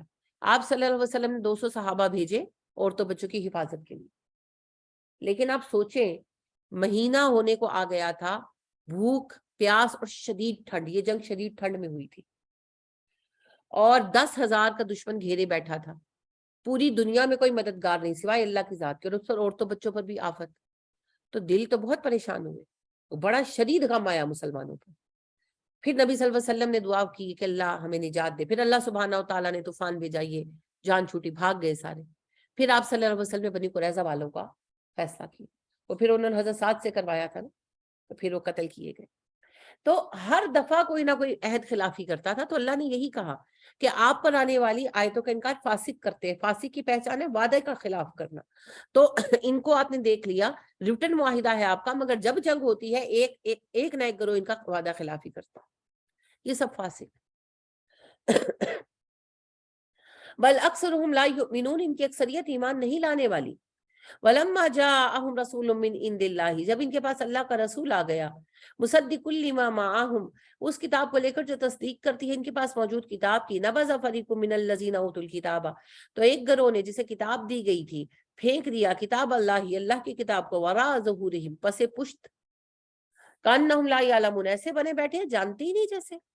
وَاتَّبَعُوا مَا تَتْلُو الشَّيَاطِينُ عَلَىٰ مُلْكِ سُلَيْمَانَ، اب اللہ کہہ رہے ہیں یہ رویہ صرف آپ کے ساتھ نہیں ہے، یہ اپنے پیک کے زمانے میں بھی ایسے تھے۔ ان کا سب سے بہترین زمانہ تھا سلیمان علیہ السلام کا زمانہ، داؤد علیہ السلام، طالوت جو تھے ان کے زمانے میں فتوحات شروع ہوئی، داؤد علیہ السلام نے بڑا حصہ فتح کیا، اور پھر سلیمان علیہ السلام کے زمانے میں پورا فلسطین ان کے ہاتھ میں آ گیا، بہترین حکومت تھی، ویسی کوئی حکومت نہیں۔ اس زمانے میں ان کا کیا رویہ تھا جی؟ وَاتَّبَعُوا مَا تَتْلُو الشَّيَاطِينُ عَلَىٰ مُلْكِ سُلَيْمَانَ، یہ اس علم کے پیچھے لگ گئے جو شیاطین پڑھتے تھے سلیمان کے عہد حکومت میں۔ جنات مراد نہیں ہے، جادوگر وغیرہ مراد ہے۔ سلیمان علیہ السلام کے پاس معجزات اللہ نے بہت دیے تھے نا، پرندوں کی، جانوروں کی بولیاں سمجھتے تھے، جنات فزیکلی قابو میں کر دیے تھے، ہوائیں ان کے حکم سے چلتی تھی۔ تو انہوں نے یہ تسلیم کر لیا اپنے طور پر کہ یہ سب جادو ہے۔ آج بھی جتنے جادو یہ کرتے ہیں سلیمان علیہ السلام کے نام سے ہوتے ہیں نا، دانہ سلیمانی کالم، انگشتری سلیمانی، زنبیل سلیمانی، سلیمانی ٹوپی، سلیمانی کمبل، ہر جادو کی چیز سلیمان علیہ السلام کے نام، سلیمانی قالین، سو رائٹ یو آر. اور آپ دیکھیں کہ جادوئی گیموں کے نام بھی سلیمان علیہ السلام پر ہوتے ہیں. دا ٹوم آف سولومن، دا رنگ آف سولومن، جتنی ایسی چیزیں جادوگر بنا کے رکھ دیا ہے. ظلم کی انتہا یہ ہے کہ اگر آپ توریت دیکھیں تو کتاب الانبیاء میں سلیمان علیہ السلام کا نہیں ہے نام، کتاب السلاطین میں ہے. داؤد علیہ السلام کا نام کتاب الانبیاء میں ہے. تو ان کے نبی نہیں، جادوگر مانتے تھے سلیمان علیہ السلام، اتنے ظالم تھے. تو یہ اپنے طور پر ٹو میں لگ گئے کہ ہم بھی ایسے وظیفے کر سکیں جن کے ذریعے جن پکڑ سکیں اور چیزوں کو اپنے قابو میں لا سکیں. اللہ فرماتے ہیں وما کفر سلیمان، سلیمان نے کفر نہیں کیا، جادو نہیں کیا، سلیمان جادوگر نہیں تھے. ولکن الشیاطین کفروا، البتہ شیاطین جو تھے وہ کافر تھے. کون؟ جادوگر. یعلمون الناس السحر، وہ لوگوں کو جادو کی تعلیم دیتے تھے. وما انزل علی الملکین ببابل ہاروت و ماروت، یہ جادوگروں سے بھی علم سیکھتے اور ان دو فرشتوں سے بھی جنہیں ہم نے بابل میں اتارا. یہ ہاروت اور ماروت تھے. بابل حضرت سلیمان علیہ السلام کے زمانے کا کیپٹل تھا. کیپٹل میں اس قدر جہالت تھی، پھر عذاب آیا ان پر. ہاروت اور ماروت دو فرشتے تھے. ان کے متعلق توریت کا ایک لمبا قصہ ہے دل نشین سا، مگر وہ بالکل درست نہیں ہے. ہاروت اور ماروت کو ان کی آزمائش کے لیے اتارا گیا تھا انسانی شکل میں. کسی کو علم نہیں تھا یہ فرشتے ہیں. یہ انسانی شکل میں جادوگر بن کر آ کر ان کے مابین بیٹھے، لوگوں کو سمجھاتے، تبلیغ کرتے، مگر وہ نام مانتے اور ان سے ضد کر کے جادو سیکھتے. جب یہ فیل ہو گئے تو پھر اللہ نے ان پر عذاب بھیجا. بابل کا شہر تباہ ہوا. وما يعلمان من احد، یہ دونوں کسی کو جادو نہیں سکھاتے تھے. حتی یقولا، جب تک وہ دونوں سمجھا نہ دیتے، انما نحن فتنۃ، ہم تمہاری آزمائش ہے، فلا تکفر، جادو کفر نہ کرو. یعنی کہ وہ سکھاتے سمجھاتے کہ جادو کرنا کفر ہے، تم اس میں نہ پڑو. فیتعلمون منہما ما یفرقون به بین المرء وزوجہ، مگر یہ لوگ دونوں سے ضد کر کے وہ علم سیکھتے جس کے ذریعے میاں بیوی میں جدائی ڈال دیتے. تسخیر خوب، تسخیر خوب، محبت قابو میں کرنے کا جادو، جو آپ کے بھی بابوں کا سب سے بڑا ہوتا ہے نا، محبوب آپ کے قدموں میں. شوہر کے دل پر قابض ہو جاؤ، ساس کی زبان بند کرو، شوہر کو الو بنا لو. واقعی ایک وہ اشتہار میں نے دیکھا، اس پہ لکھا تھا شوہر کو الو بنا لو تو الو سے شادی کر لو، شوہر بیچارے کا کیا قصور ہے. انا للہ و انا الیہ راجعون. تو یہ جو محبوب آپ کے قدموں میں، یہ کب ہوتا ہے؟ جہاں شادی نہیں ہو سکتی، کوئی سوشل پرابلم ہے، تبھی یہ ہوگا نا. تو ہوتا یہ کہ شادی شدہ مردوں پر عورتیں عاشق ہو جاتی، شادی شدہ عورتوں پر مرد عاشق ہو جاتے، جیسے آج کل آپ کے ڈراموں میں چل رہا ہے نا. دیور بھابھی پر عاشق ہو گیا ہے، بھابھی دیور پر عاشق ہو گئی ہے. انا للہ و انا الیہ راجعون. جو بہنوئی ہے وہ سالی کے پیچھے لگا ہوا ہے، یا سالی بہنوئی کے پیچھے. انا للہ و انا الیہ راجعون. کیا چل رہا ہے؟ رشتوں کی کوئی حرمت، کوئی تقاضا نہیں رہ گیا. تو یہ جو ہے حرمتیں توڑ کر شادی شدہ عورتوں کے پیچھے لگ جانا، یا شادی شدہ عورتوں کا شادی شدہ مردوں کے پیچھے لگ جانا، اسی میں پھر جادو ٹونوں کی ضرورت پیش آتی ہے نا. تدارک اس کا کیسے سکتا ہے میرے خیال میں ناقص رائے میں کہ یہ ہمارا کیونکہ اسلامک سسٹم نہیں ہے، ہمارا معاشرتی سسٹم جو ہے وہ اسلامک نہیں ہے، اس وجہ سے یہ سب کچھ ہو رہا ہے. بہت صحیح فرمایا آپ نے، آپ کی رائے بالکل ناقص نہیں ہے، بالکل صحیح ہے. سب سے پہلی بات تو یہ ہے کہ عورتوں مردوں کا اتنا فری میل جل ہونا ہی نہیں چاہیے، محرم اور نہ محرم کی تمیز ہونی چاہیے. نبی کریم صلی اللہ علیہ وسلم نے کہا نا کہ نہ محرموں سے دور رہو. تو خواتین نے سوال کیا، خاتون نے پوچھا اللہ کے نبی صلی اللہ علیہ وسلم ہمارے جیٹھ اور دیور وغیرہ، تو آپ نے کہا ان سے ایسے بھاگو جیسے موت سے بھاگتے. تو کیوں کہا؟ اسی لیے کہا نہ محرم رشتے ہیں نا، خرابی پیدا ہو سکتی ہے، اور سالی بہنوئی بھی نہ محرم ہے. تو پھر کیوں انا للہ و انا الیہ راجعون؟ وہ ہم نے ہندوؤں کو دیکھ دیکھ کر لیا نا، بھابھی کے ساتھ مذاق کا رشتہ ہوتا ہے، سالی آدھی گھر والی. اتنا ہی بےہودہ بات ہے یہ، انا للہ و انا الیہ راجعون نہیں ہے. دوسرا مسئلہ یہ ہے، یہ ایک مسئلہ ہے، اور اس مسئلے کے باوجود بہت عرصے تک خرابیاں نہیں تھی، اب یہ بڑھ گئی ہیں. سبب ہے میڈیا. سوشل میڈیا کا نفع بھی بہت ہوا ہے، لیکن سوشل میڈیا کا نقصان بھی بہت ہوا ہے. ہر طرح کی بےہودگی عام ہے، ہر طرح کی. آپ دیکھیں میں نے ہائٹ لکھا، ہائٹ مجھ سے کسی نے کہا کہ کعبہ کی ایگزیکٹ ہائٹ کیا ہے، میں نے کہا مجھے پتا نہیں، میں بتا دوں گی. تو حال ہی میں نے ہائٹ لکھا تو کیا کھلا؟ Height of Aamir Khan, height of Shah Rukh Khan, height of فلانا، ہائٹ آف فلانا، یعنی ایکٹروں کی ایک لسٹ کھل گئی، خالی میں نے ہائٹ لکھا تھا. تو یہ تو حالات چل رہے ہیں، ہر وقت بےہودگی عام ہے. یعنی اس طرح کی ویڈیوز، اس طرح کی چیزیں ہیں جن کو اور ایک کلک پر ہے، موبائلوں میں ہاتھ پر ہے، ایسے گانے ہیں ان میں ایسے ایکسپوز کیا جاتا ہے کہ استغفر اللہ. تو یہ اس چیز نے جو ہے نا ہڈن ہنگر بہت بڑھا دی ہے. جی جی، عورت کیا مرد کو بھی کر دیا، اور مردوں تک کو کر دیا. ان کے پہلے مرد جسم نہیں دکھاتے تھے، اب تو مرد دکھاتے ہیں، اور وہ پینٹیں بھی انہوں نے عورتوں کی طرح یہاں پر کر لی ہیں کہ وہ پوری ان کی باڈی نظر آئے. انا للہ و انا الیہ راجعون. جب اس لیول تک گند عام ہو چکا ہوگا تو ظاہری بات ہے پھر لوگوں کے اندر نا ہوس پیدا ہو جاتی ہے. تو وہ پھر ہوس میں وہ پھر تاڑتے ہیں، تاکتے ہیں، کیونکہ وہ مریض ہیں ہوس کے. اس وجہ سے پھر ان لوگوں میں یہ چیزیں بڑھنی شروع ہو جاتی ہے. تو ہمارے معاشرے میں دونوں ہی ایلیمنٹ آ رہے ہیں. ایک اریانی بڑھ گئی ہے، فری انٹریکشن بہت ہو گیا ہے، اور دوسرا فحاشی پھیل رہی ہے میڈیا کے ذریعے. تو اریاں بچیاں، نیم اریاں بچے، ہر وقت انٹریکشن ہو رہا ہے، اور پھر ذہنوں میں ایسی چیزیں ہیں تو پھر خرابی تو ہوگی. ابھی تو قرآن کی وجہ سے بہت بچے ہوئے ہیں. انا للہ و انا الیہ راجعون، یہ بڑا سبب ہے. تو ان لوگوں میں بھی اس وقت میں جب سلیمان علیہ السلام جیسے پیغمبر ان میں موجود تھے، یہ حال تھا کہ ایک دوسرے پر عشق و عاشقی ہو رہی تھی، اور سب سے زیادہ ان کو یہی فکر تھا کہ جس کو میں پسند کرتا ہوں وہ میرے پیچھے آ جائے. انا للہ و انا الیہ راجعون. اخلاقی گراوٹ کی انتہا ہے.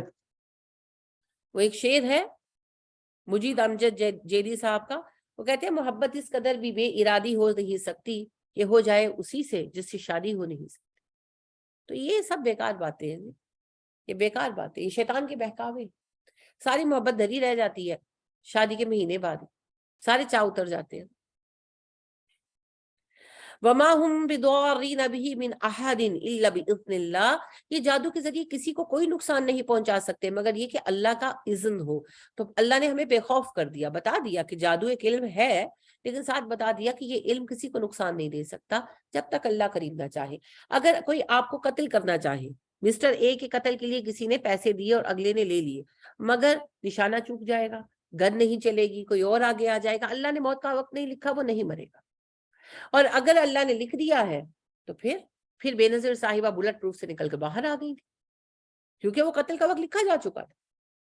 تو بالکل جادو بھی ایک ٹول ہے، اس کے ذریعے کسی کو نقصان پہنچایا جا سکتا ہے، بیمار کیا جا سکتا ہے، قتل بھی کیا جا سکتا ہے، لیکن کب؟ جب اللہ کا حکم. اور جادو کا علاج کیا ہے؟ فلق اور ناس. نبی کریم صلی اللہ علیہ وسلم پر جادو نے اثر کیا، کیوں کیا؟ ہمیں بتانے کے لیے. میں اس کی کئی مصلحتیں اور بھی ہوں گی جو مصلحت مجھے سمجھ آتی ہے.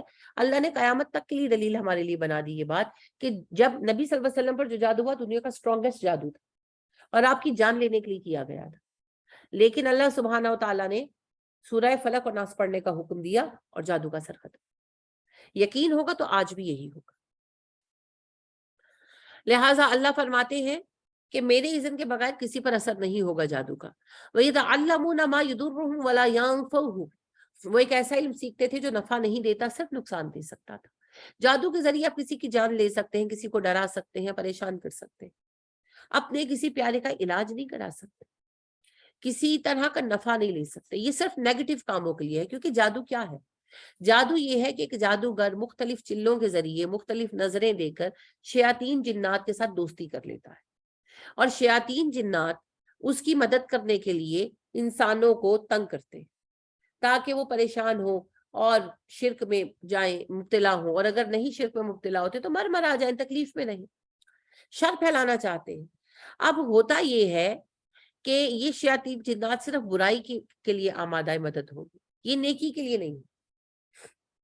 لہٰذا جو جادوگر خود بھی ہوتے ہیں وہ اپنی ذات کے لیے بھی کوئی نفع نہیں لے سکتے، کہ یعنی ان کے گھر میں کوئی بیمار ہے تو وہ اسے ہیلپ نہیں کر سکتے، بلکہ ان کے اکثر جادو کرنے والے جو ہوتے ہیں، اگر وہ سچ مچ جادو کرنے والے ہیں، کیونکہ زیادہ تر تو فراڈ ہوتے ہیں، ان کو جادو شادو نہیں آتا، لیکن جو سچ مچ تھوڑا بہت جادو سیکھ لیتے ہیں تو ان کے اپنے قریبی عزیز بیمار ہی رہتے ہیں، کیونکہ ان کے گھروں پر ٹھکانہ کس کا ہوتا ہے؟ شیاطین جنات کا. وہ پھر ان کو ستاتے اور پریشان کرتے رہتے ہیں، اور یہ ان کی جان نہیں چھڑا سکتے. تو یہ گھاٹے کا سودا.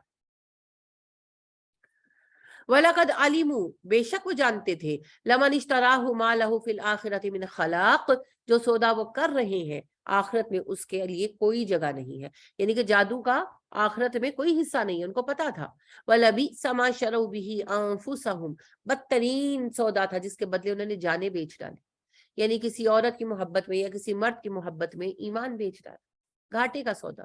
لو کانوا یعلمون کاش وہ جانتے، ولو انہم آمنوا اگر وہ ایمان لاتے، واتقوا تقوی اختیار کرتے، لمثوبۃ من عند اللہ خیر تو یقیناً انہیں اللہ کی طرف سے ثواب ملتا، لو کانوا یعلمون کاش وہ جانتے۔ وقت آپ کا ختم ہو رہا ہے، آج یہی بات ختم کرتے ہیں۔ ایک واقعہ حدیث کا آپ کو سنا کر بات اینڈ کروں گی۔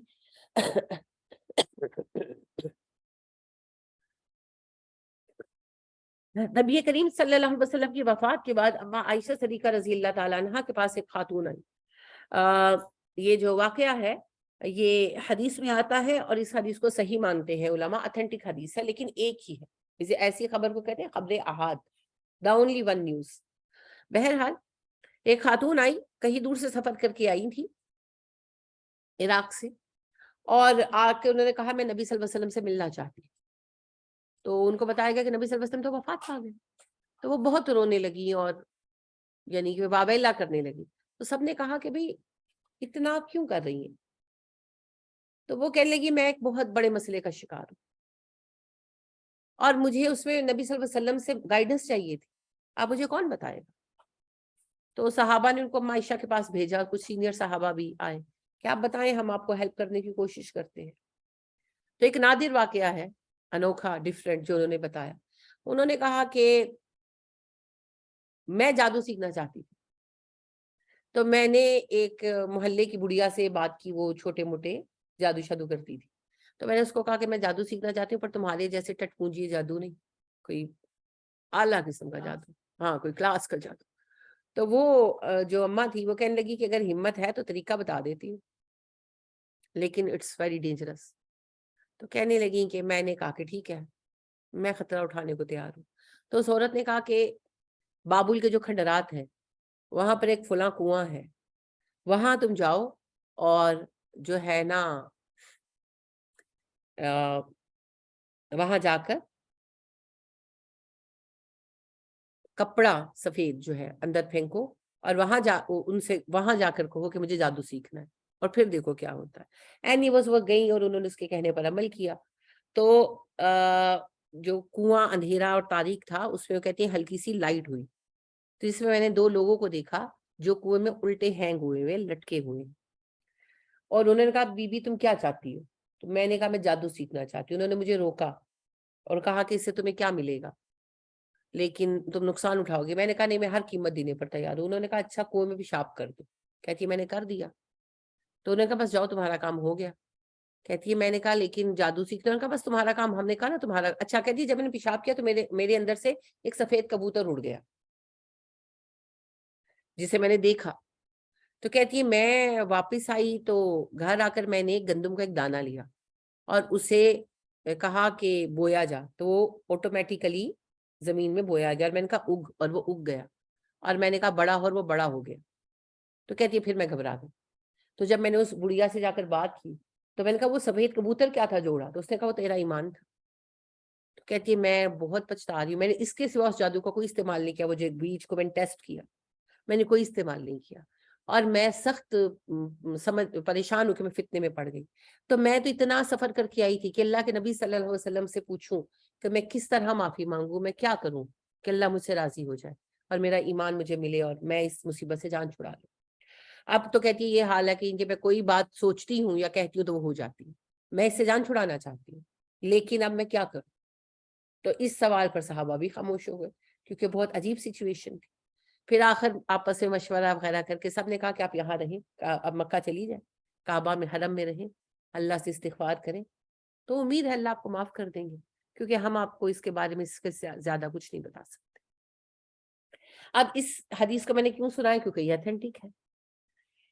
اس میں اہم بات جس پر ڈسکشن ہوتی ہے وہ ہوتی ہے وہ کنویں میں لٹکے ہوئے دو لوگ جو اس عورت نے دیکھے، کیونکہ یہود یہ دعویٰ کرتے ہیں کہ ہاروت اور ماروت ایک عورت کے چکر میں آ گئے جس کا نام کیا تھا جی؟ زہرا، اور وہ بڑی حسین تھی، اس نے ان کو اپنے چکر میں پھنسایا اور ان کو شراب پلائی اور ان سے اپنے میاں کا قتل بھی کروایا اور ان کے ساتھ فزیکل ریلیشن بنایا معاذ اللہ، اور ان کے ناجائز بچے کی ماں بھی بنی، اور پھر وہ بچہ بھی ان سے مروایا. یہ وہ پوری کہانی بناتے ہیں. اور پھر ان کو شراب کے نشے میں پوچھا کہ تم کون سا اسم اعظم پڑھ کر آسمان پر چلے جاتے ہو، اور وہ انہوں نے بتا دیا، اور اس کو پڑھ کر وہ آسمان پر چلی گئی. اللہ نے اسے مسخ کر دیا اور وہ ستارے کی شکل میں ہے. اب پہلی بات یہ ہے کہ یہ کہانی غلط ہے، کیونکہ جو فرشتے ہیں وہ انسانی شکل میں آتے ضرور ہیں مگر ان کا سسٹم نہیں بدلتا. دوسری بات یہ ہے کہ ستارے سیارے اللہ نے جو پیدا کیے وہی ہیں، کوئی مسخ مسخ ہو کر ستارے سیارے نہیں بنے. یہ سسٹم بہت بڑا ہیوج اللہ نے سیٹ بنایا ہوا ہے. اچھا، اس کے بعد وہ آگے یہ کہتے ہیں کہ ہاروت اور ماروت نے اللہ سے معافی مانگی تو اللہ نے کہا کہ نہیں، سزا تو ملے گی، ہاں یہ اختیار ہے تمہیں، چاہے دنیا میں لے لو چاہے آخرت میں. تو انہوں نے کہا ہمیں دنیا میں دے دیں، تو اللہ نے انہیں بابل کے کنویں میں اوندا لٹکا دیا، تو وہ قیامت تک لٹکے رہیں. اب بات یہ ہے کہ جب بھی فرشتے زمین پر بھیجے جاتے ہیں کسی قوم کے ٹیسٹ کے لیے، وہ اپنا کام پورا کر کے چلے جاتے ہیں، وہ ایسی غلطیوں میں نہیں پڑتے اور نہ ہی اس طرح ہوتا ہے. پھر ان خاتون نے جن کو لٹکا ہوا دیکھا وہ کون تھے، کیونکہ حدیث صحیح ہے. تو میں یہ سمجھتی ہوں، یہ میری رائے ہے، علماء میں سے اور علماء کی رائے بھی ہے. حضرت سلیمان علیہ السلام کو جنوں پر طاقت حاصل تھی.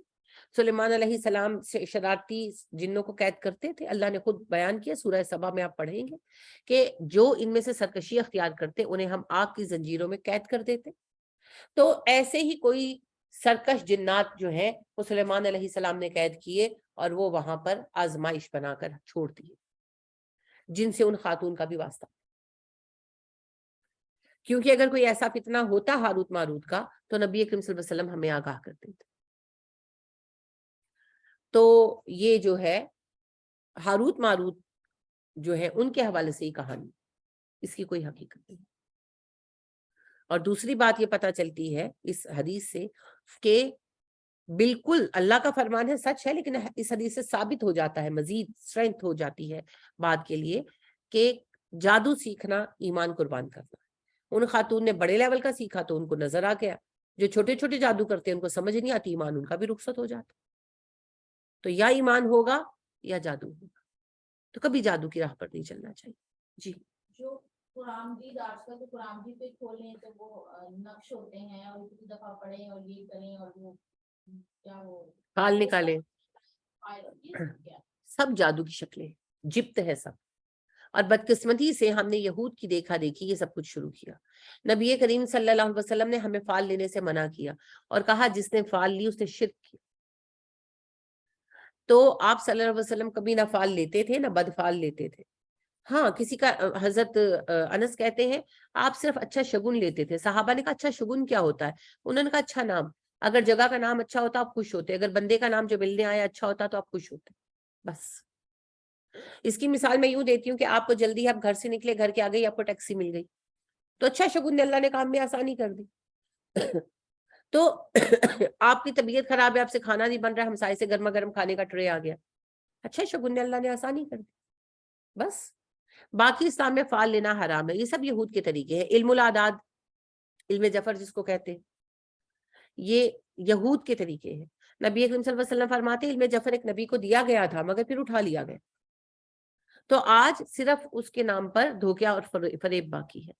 فال لینا حرام ہے، قرآن سے کوئی فال نہیں لی جاتی، کسی چیز سے فال نہیں لی جاتی. پھر اس کے بعد یہ جو نقش وغیرہ ہے یہ تو ویسے ہی نبی اکرم صلی اللہ علیہ وسلم نے فرمایا جس نے تعویذ لٹکایا اس نے شرک کیا. تو یہ آپ دیکھیے کیسے بنتے ہیں یہ نقش، بنتے کیسے ہیں؟ یہ بنتے ہیں جناب نمبروں پر. نمبر کیسے نکلتے ہیں؟ انہوں نے حروف تہجی کو نمبر دے رکھے ہیں، الف کا 1 قیمت ہے، بے کی 2 قیمت ہے، جیم کی 3 قیمت ہے. یعنی کہ یہ کس نے بنائی ہیں قیمتیں، کہاں سے آئی ہیں؟ بس بے وقوفوں کی طرح. اور پھر ان قیمتوں کو جمع کرتے رہتے ہیں. جیسے میرا نام فلک ہے تو فا کی قیمت، لام کی قیمت، کاف کی قیمت، تو اب جی میرے نام کی یہ عدد نکل آئی، یہ کیا ڈھکوسلا ہے؟ تو بس پھر اس کے مطابق پھر وہ ان کو جمع تفریق کر کے مختلف اندازے لگاتے رہتے ہیں، جو کہ بالکل غلط ہے. اسلام میں کسی ایسے علم کی کوئی گنجائش نہیں. نبی اکرم صلی اللہ علیہ وسلم نے کہا علم غیب کے سب دروازے میری امت پر بند ہو چکے ہیں سوائے سچے خوابوں کے. تو کبھی کوئی خواب آ جاتا ہے بس کسی کو کہ بھئی میں دکھی ہوں تو کوئی افسوسناک خبر آ جاتی ہے یا آپ دیکھتے ہیں میں خوش ہوں اور کوئی خوشخبری مل جاتی ہے. علم فلکیات سمیت سٹار اور یہ سب علم فلکیات تو سائنس ہے نا، لیکن جو علم نجوم ہے یعنی کہ پامسٹری، یہ نہیں ہے اسلام۔ نبی کریم صلی اللہ علیہ وسلم نے فرمایا جس نے کسی نجومی کو ہاتھ دکھایا مزہ لینے کے لیے، اس کی 40 شب و روز کی فرض و نفل عبادت قبول نہیں ہوگی، اور جس نے اس یقین کے ساتھ دکھایا کہ وہ سچ بتا سکتا ہے، اس نے میری لائی شریعت کا انکار کر دیا۔ تو بالکل اجازت نہیں ہے، بالکل نہیں، حرام، سب حرام کام، سب شرک ہے۔ وہ قیمت نکالتے ہیں نا کہ بے کی قیمت اتنی، سین کی اتنی، میم کی، ان کے بے کیا نمبر 2 ہے جی، ٹھیک ہے، ان کے 2 جمع آپ سین کا پتہ نہیں کیا بنتا ہے، میم کا 50 ہے، مجھے ابھی بھی یاد ہے۔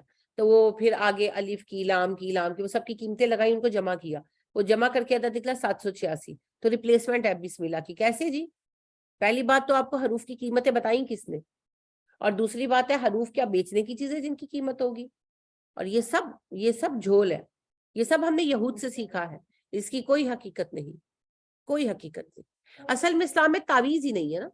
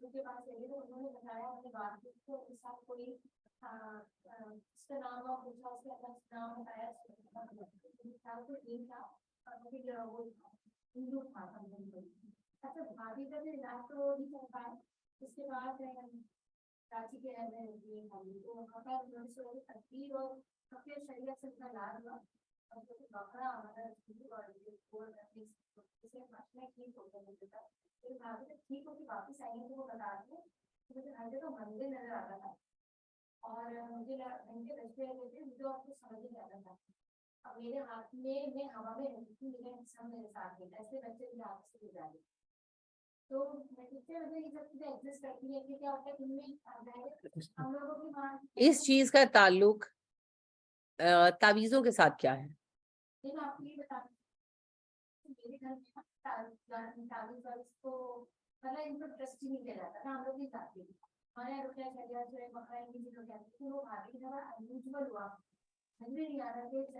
علاج تو رقیہ شریعہ سے ہی ہوا نا۔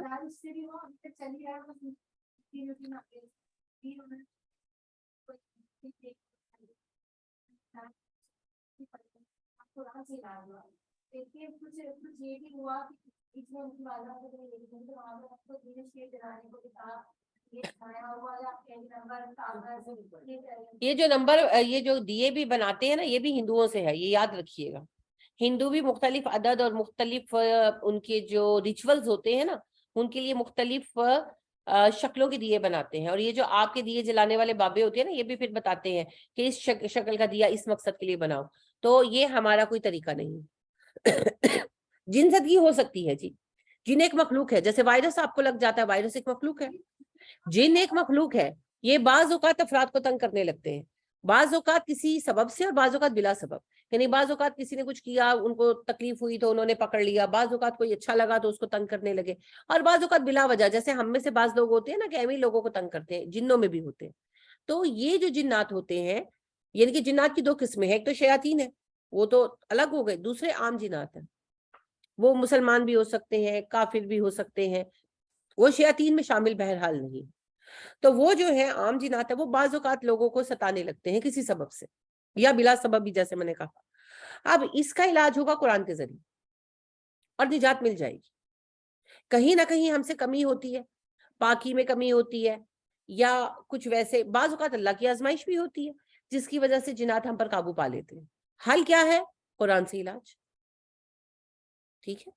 تو خود علاج کریں سب سے اچھا ہے، ورنہ کسی نے ایک بندے سے کرائیں۔